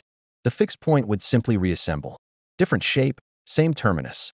The third one, Strange said, involves addressing my universe's entire history of temporal interference. In broad strokes, the doctor said, not comprehensively. Think of it less as surgery and more as structural reinforcement. The universe's timeline needs to be able to bear its own weight again. It's been rewritten so many times that the rewrites are now load-bearing. We can't remove them, but we can brace them. And you know how to do this, Kong said. It was not entirely a question and not entirely a statement. It occupied the skeptical territory between. I know the theory, the doctor said. The Gallifreyans in the void know the application. Together, he spread his new hands in a gesture that the old him had also used. He noticed, some things survived the transition. Together we have a complete picture. You trust them, Kong said. Beings you have never met. from a civilization that was pruned from existence by an organization that considered their very existence a threat. I trust what they did, the doctor said. They reached across universes to find help rather than accepting oblivion. That's not the action of a civilization that gave up. That's the action of people who still believe there's something worth saving. He looked at Kong steadily. I know what that looks like from the inside. The void required the TARDIS to do something she had not been designed to do, which was not, in the doctor's experience, a category she had ever treated as definitive. She had done approximately 8,000 things she hadn't been designed to do across the span of their acquaintance. She had opinions about some of them, but she had done them. The navigation required using the ghost signal in the doctor's neural pathways as a coordinate, not a location in space or in time, but a location in the topology of existence. The specific not place, where things that had been removed from the time stream were held in the suspension that was the TVA's preferred alternative to destruction. Strange opened the dimensional approach with the controlled precision that the doctor was coming to understand was his fundamental mode, not caution exactly, but the earned carefulness of someone who had learned what happened when the Sorcerer Supreme was imprecise. The sanctum's dimensional shielding peeled back in a specific configuration that Strange maintained with visible effort, his hands describing shapes in the air that were simultaneously gesture and architecture. The spell a thing built rather than cast. The TARDIS moved into the gap. The void was not dark. That was the first thing. The doctor had expected dark. The TVA's aesthetic ran to the efficiently grim, and the space where they kept their pruned timeline seemed like it should honor that aesthetic with appropriate bleakness. Instead, the void was a color that had no name in any language he spoke because it was not a color that existed in normal space-time. It was the color of the absence of timeline, which was not black, but was instead the visual equivalent of silence, not nothing, but the space where something had been, defined by its own perimeter.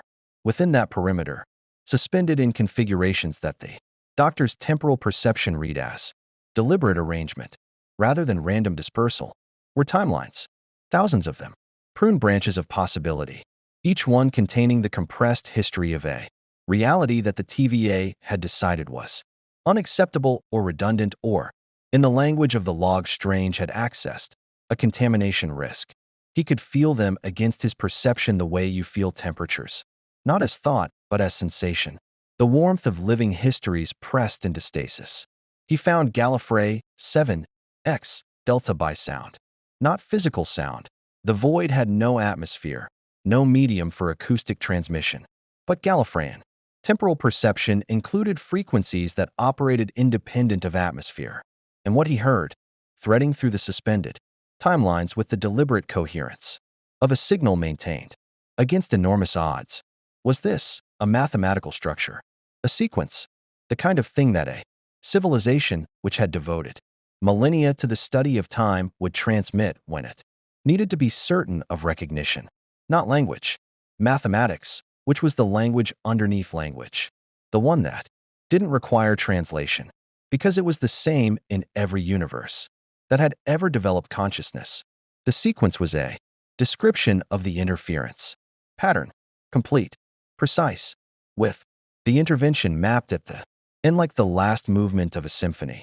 Everything that had come before structured to make this final resolution not just possible but inevitable. They had been working on it. In the void, in whatever form of suspended consciousness the TVA's containment allowed, they had been working on the problem of their own universes, ending with the patient determination of people who had nothing but time, which was, the doctor thought, with the complicated pride of recognizing kin, exactly what Time Lords would do. He reached back along the signal. The contact, when it came, was unlike anything in his experience, which was extensive. It was like recognizing a room you have never been in. But that was built by the same architect as the room you grew up in. Not familiarity, recognition. The mind that met him across the voids. Impossible medium was Gallifreyan in the way that his own was Gallifreyan. The same deep temporal architecture. The same multi-century quality of thought. The same experience of time as something inhabited rather than observed, but different. A different history.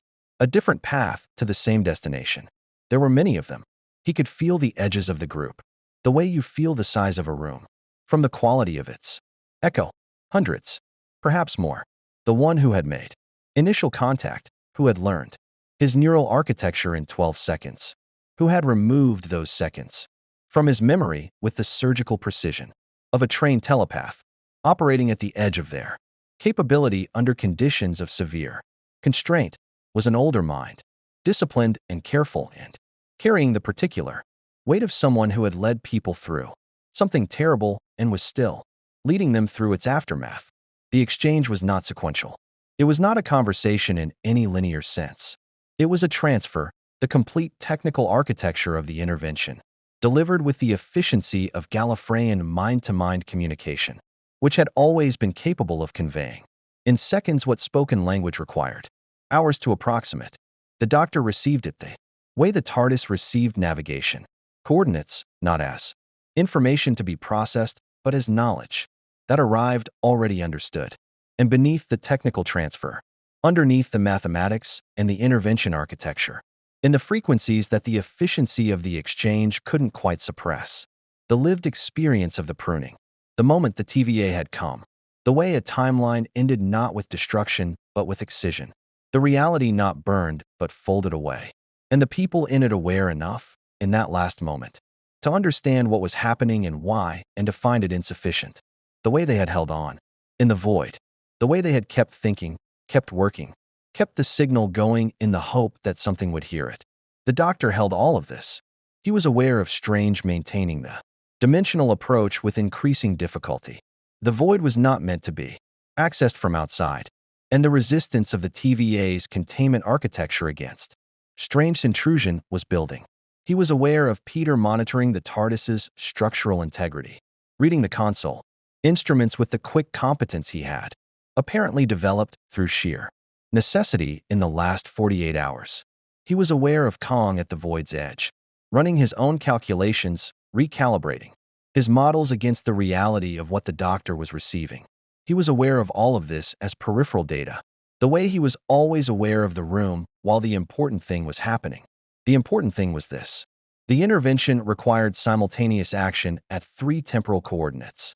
3 points in this universe's damaged timeline, where the restructuring events had created the deepest foundational fractures. Kang's most significant timeline manipulation, the moment of maximum Infinity Stone saturation, and the TVA's pruning of Gallifrey 7X Delta itself. Not to undo them.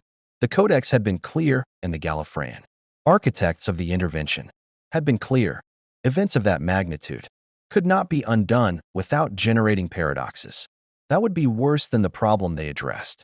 But to brace them, to introduce, at each of those 3 coordinates, a stabilizing temporal structure, the equivalent of reinforcing a cracked foundation, not by removing the crack, but by preventing the crack from propagating. The TARDIS could reach all 3 coordinates in sequence with the flat tire and the determination and the 2 hearts that were going to ache. For days after this, she could reach them, but at each coordinate, the stabilizing structure required something the TARDIS alone couldn't provide. It required a Gallifreyan mind, operating from within the timeline, not observing it from the TARDIS's extra-dimensional position, standing inside the wound, holding the brace in place while the temporal architecture reset around it. 90 seconds at each coordinate, which was a coincidence of duration that the Doctor noted and filed and did not allow himself to find symbolic because symbolism was a luxury and he was currently in the business of structural engineering. He pulled back from the contact. Gently. He had learned from Xavier how to withdraw from a telepathic exchange with appropriate care, and the Gallifreyan mind on the other side withdrew with the same care. And for a moment at the boundary of the contact there was something that was not quite grief and not quite recognition, but lived in their shared territory. 2 Gallifreys, different histories, the same deep frequency, meeting once in the void and then releasing. He returned to the console room. I have the intervention, he said. 3 coordinates, 3 bracing events. At each one, I need to be physically present in the timeline for 90 seconds while the TARDIS maintains the stabilizing field. He looked at Kong. The first coordinate is the moment of your most Significant timeline restructuring. You need to tell me when and where that was. And before you calculate whether I can use that information against you. His new voice carried something. The previous voice had reached for occasionally, but not always found, a settled authority, the quiet of someone who had stopped, needing to convince people that they were serious. I'm going to need you to decide whether you trust me, not like me, not agree with me, trust me, specifically with the information that I will be standing inside the moment of your greatest vulnerability. With a time machine, I need you to trust me with that. And I need you to know that I cannot make you, and I will not try to make you. And the fate of this universe turns on whether you can do it. Kong looked at him for a long time. Strange looked at Kong. Peter looked at the ceiling with the expression of someone who has learned that some moments require witnessing without participation. The nexus of all realities, Kong said finally. 37 years ago by this universe's calendar. That's when I made the decision that initiated the cascade of restructurings. I was there for 6 hours. He paused. I was trying to prevent the end of everything. I know, the doctor said quietly. You've been trying to prevent the end of everything for a very long time. So have I. We've both made terrible decisions.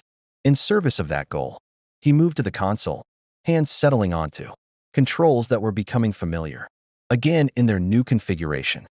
The difference is, this time, we might actually manage it. He set the first coordinate. The TARDIS wheezed her determined wheeze and moved. The nexus of all realities looked like a headache. That was the doctor's immediate impression as the TARDIS materialized at the edge of it. Not inside, not yet, but close enough for his temporal perception to register the full scope of what they were approaching.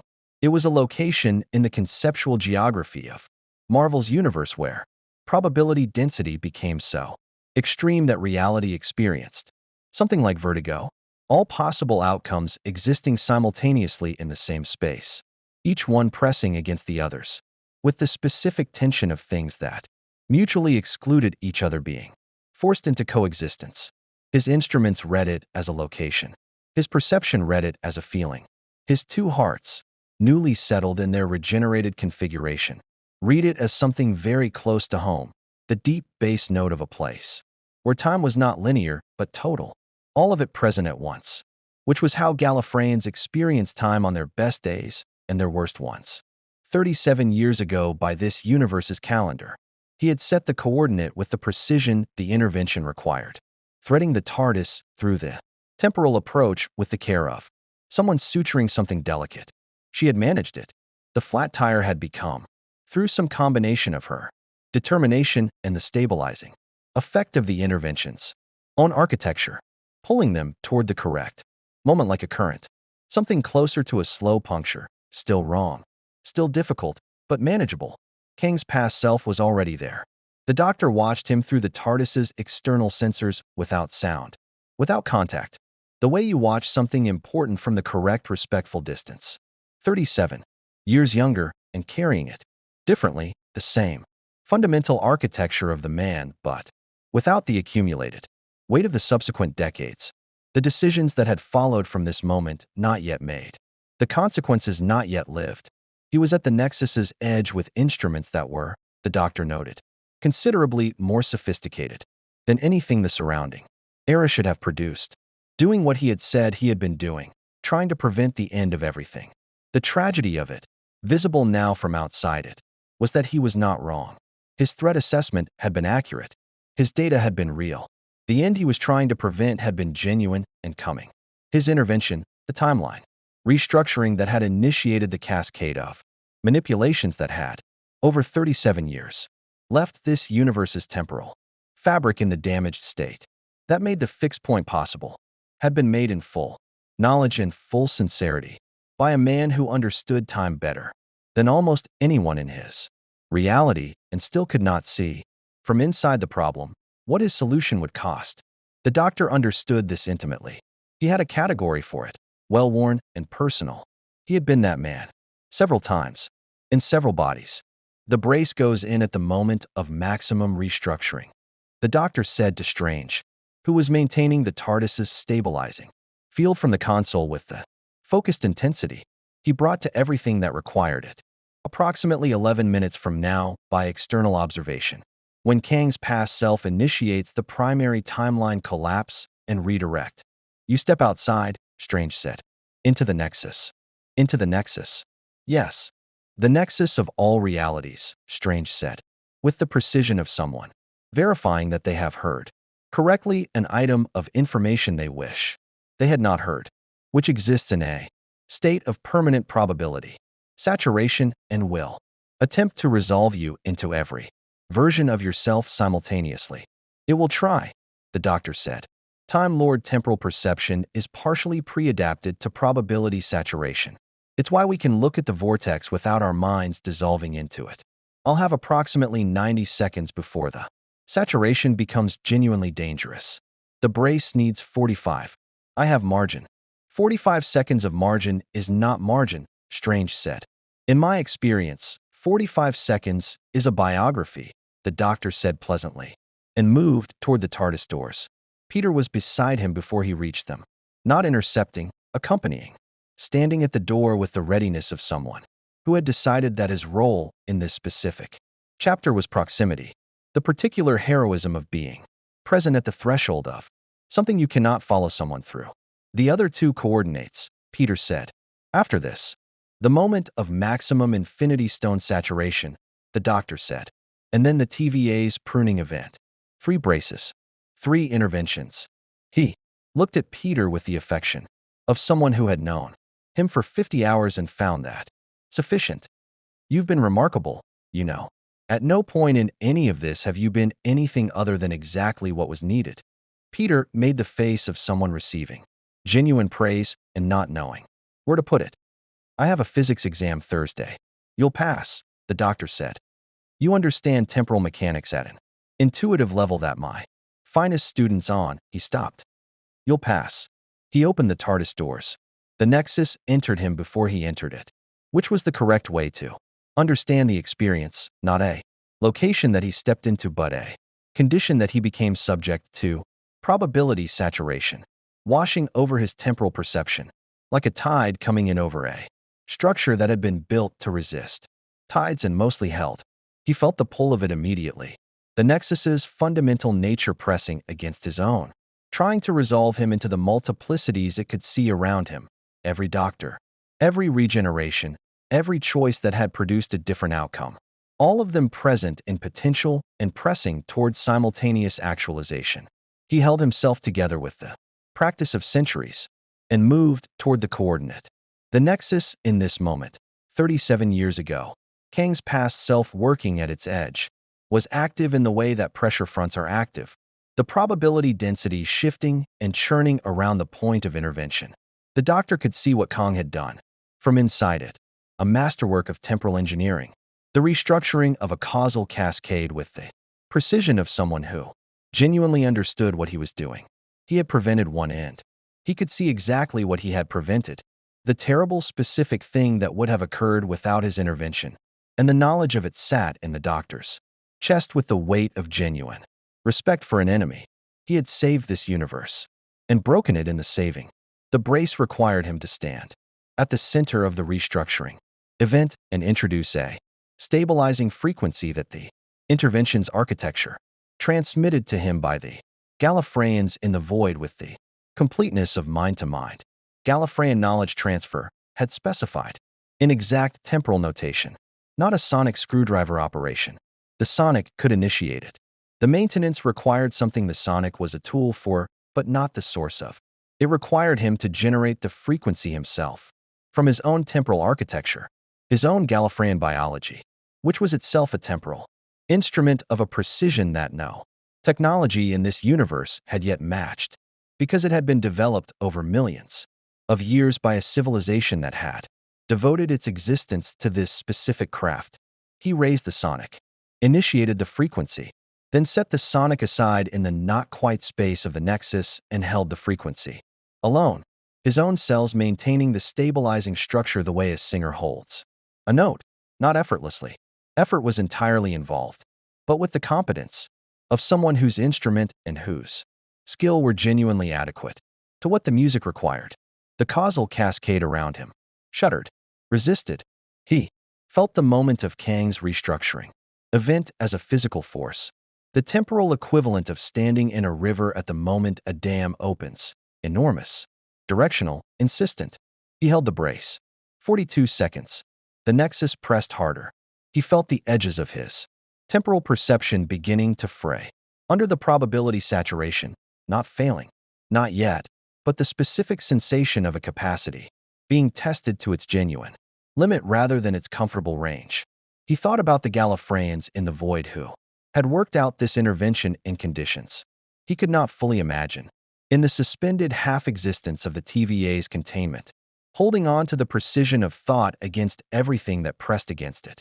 He thought about what they had given him and what they were still waiting for in the void, patient and suspended and still hoping. 45 seconds. The brace set. He felt it the way you feel a joint relocate. Not the absence of pain, but the structural correctness that follows it. The sense of something that was bearing weight it wasn't designed for being returned to its proper position. The causal cascade around Kang's restructuring event did not change. The restructuring still occurred. It had to. It had always had to. Because undoing it would have reinstated the end it had prevented, and that was not the point and had never been the point. But the fracture that the restructuring created in the timeline's foundational structure, the crack that had been propagating outward for 37 years into the damage that made the fixed point possible, sealed at its origin. The doctor walked back to the TARDIS with the unhurried purposefulness of someone who has 60 seconds and is going to use them all. He did not look at Kang's past self. He did not need to. He understood that man well enough now, from the inside of his moment, to know that looking would only confirm what he had already accepted, that good intentions and genuine intelligence, and the courage to act on both, were not sufficient to prevent someone from breaking the thing they were trying to save. That the difference between the doctor and Kang was not intelligence or commitment or the willingness to pay enormous costs. It was something smaller and more difficult to name. Something about how they each answered the question of whether the ends could ever, finally, justify the means. He had never found a satisfactory answer. He suspected Kang hadn't either. The second coordinate was harder. The moment of maximum infinity stone saturation was a location in this universe's recent history where all 6 stones had been simultaneously active at their full capacity. The point just before the snap, the moment when the probability of that event was highest and the causal structure around it was most severely stressed. The TARDIS brought them to it, with the grim determination of someone running on fumes who has decided that fumes would have to be sufficient. The time rotor moved in its column like something exhausted. The doctor talked to her continuously, quietly, the way he had talked her through the initial hop from Krakoa. The conversation that wasn't instructions, but wasn't quite comfort either. The ongoing acknowledgement that she was doing something difficult, and he was aware of it, and she was not doing it alone. The brace at this coordinate required 40 seconds. He lost 30 of his margin. He came back to the TARDIS with the specific feeling of someone who has just done something their body will communicate displeasure about for several days. Sat heavily in the captain's chair and breathed. "One more," Peter said. "One more," the doctor agreed. The TVA's pruning of Gallifrey 7X Delta was the last coordinate. The hardest. Not technically. The brace architecture was the same. The sonic initiation the same. His own temporal frequency the same instrument. Hard for other reasons. Hard because standing at the moment of a civilization's excision while the TARDIS held position at the temporal edge of the event men experiencing, from the outside, what the pruning had felt like from within. The TVA's technology when it operated was not violent in the way that violence usually presented. It was administrative, which was its own category of terrible. The violence of something enormous being processed as a line item by an organization that had decided scale was irrelevant. He stood at the edge of it and held the brace and felt the Gallifreyans in the void with the peripheral awareness of the signal that was still faintly present in his neural pathways and thought, I know, I'm here, I heard you." The brace set 3 coordinates, 3 stabilizing structures, introduced into the timelines, foundational fractures at their points of origin, the interference pattern that had been generating the fixed point, the interaction between the accumulated temporal damage and the TARDIS's foreign architecture. destabilized as the damage beneath it was braced. Not removed. Braced. The universe's timeline, carrying its history of restructuring events as it would always carry them, settled into a configuration that could bear their weight. The fixed point dissolved. The doctor felt it go. Not dramatically, not with the operatic finality that events of that magnitude deserved but rarely received. It went the way structural problems go when they are correctly addressed at the root. Quietly, without announcement, simply ceasing to be a fact. The TARDIS brought them back to the sanctum. Sanctorum with the last of her navigational capability and materialized, with a sound that was less a wheeze than an extended sigh. The sound of something that had done something very hard and was now going to need a considerable rest. The time rotor settled. The console lights dimmed to their standby frequency. The coral columns breathed in their slow, organic way. The doctor sat in the captain's chair and Strange sat on the jump seat and Peter sat on the floor and Kong stood at the console with his hands behind his back, and they were all quiet for a while in the way that people who have been through something enormous are quiet together. Not because there is nothing to say, but because the saying of it can wait and the being in the same space cannot. The Gallifreyans in the void, Strange said finally. Yes, the doctor said. The bracing events don't free them. The timeline being stable doesn't change their situation. No, the doctor said. But, Strange said carefully, the sanctum has dimensional tools I haven't previously had reason to apply to the void-specific containment architecture. And now that I have a complete technical description of that architecture, he glanced at the doctor with the expression of a man presenting a hypothesis he considers sound and is waiting to have confirmed or corrected. It becomes a different category of problem. The doctor looked at him. Strange, the sorcerer, supreme of a universe that had been broken and stabilized and was still standing, met his gaze with the steadiness of someone who understood that some problems were not solved in one sitting and was nonetheless committed to the sitting. It becomes, Strange said, a solvable one. Outside the sanctum's windows, New York moved through its ordinary Tuesday afternoon with the magnificent indifference of a city that had survived too much to be easily interrupted. Somewhere across the borough, a blue police box sat on a Bronx sidewalk with its characteristic 5-degree lean, attracting the attention of 3 separate tourists, one very confused transit authority officer, and a small child who had decided it was a present left for her specifically. The doctor thought about the Gallifreyans in the void. Hundreds of minds, suspended in the not space of the TVA's containment, still thinking, still holding the signal, still hoping. He thought about what he had felt at the edge of that contact, the recognition that moved in both directions, the frequency they shared across the enormous difference of their histories. He thought about what it meant, that they had reached toward him and found him and trusted him with the architecture of their survival. He thought about the TARDIS, resting now, her systems at minimum power, the hum of her aliveness reduced to something just above a whisper, but present, always present.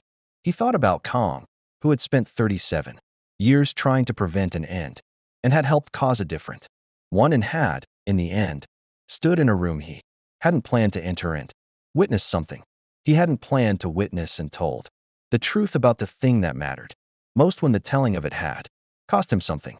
That was not nothing. The doctor had known enough people to know that that was not nothing. There's work still to do, the doctor said. To the room, to all of them, to himself.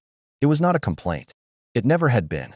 In the archive of the TVA, vast, ordered, humming with the bureaucratic authority of an organization that had been restructured but not dismantled, that still processed its timelines with the systematic efficiency of something that considered itself essential. A flag had been placed on a file, not by a human hand, not by a TVA agent, by a signal, patient and precise and mathematical, that had been waiting for the correct conditions to deliver it. The flag read, in the TVA's own notation, simply, unresolved. Underneath it, the file number, 7X Delta, and in a Bronx sidewalk where a blue box sat in its characteristic lean. The TARDIS's exterior light pulsed once in the afternoon sun, not distress, not alarm, something quieter. The specific light of a ship that had been through something enormous and was still here and knew it and found the knowing sufficient for now to rest in.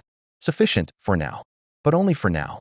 The doctor had come to this universe in a moment of temporal violence and left his mark on it in the way that all genuine interventions leave marks, not as monuments, but as structural corrections, invisible to everyone except the things that would not now collapse. Three fixed points in the timeline's foundation, braced against the fractures that decades of cosmic ambition had created. A universe that had been quietly failing, stabilized. A fixed point that had promised everything's end, dissolved. What remained was everything else. Hundreds of Gallifreyan minds in the void, still waiting. A sorcerer supreme who had added their containment architecture to his considerable list of problems he intended to solve. A conqueror who had stood in a doorway he hadn't planned to enter and stayed. A young man with a physics exam Thursday who had, in 50 hours, become someone the doctor would remember, across whatever regenerations remained to him. And the TARDIS, resting. Two hearts, newly settled. A universe of gods and ambition and profound, persistent damage that was nevertheless still standing, still choosing, still refusing the end that had been written for it. The doctor would remain. Not forever. He never stayed anywhere forever. But until the work was done. In his experience, the work was never quite done.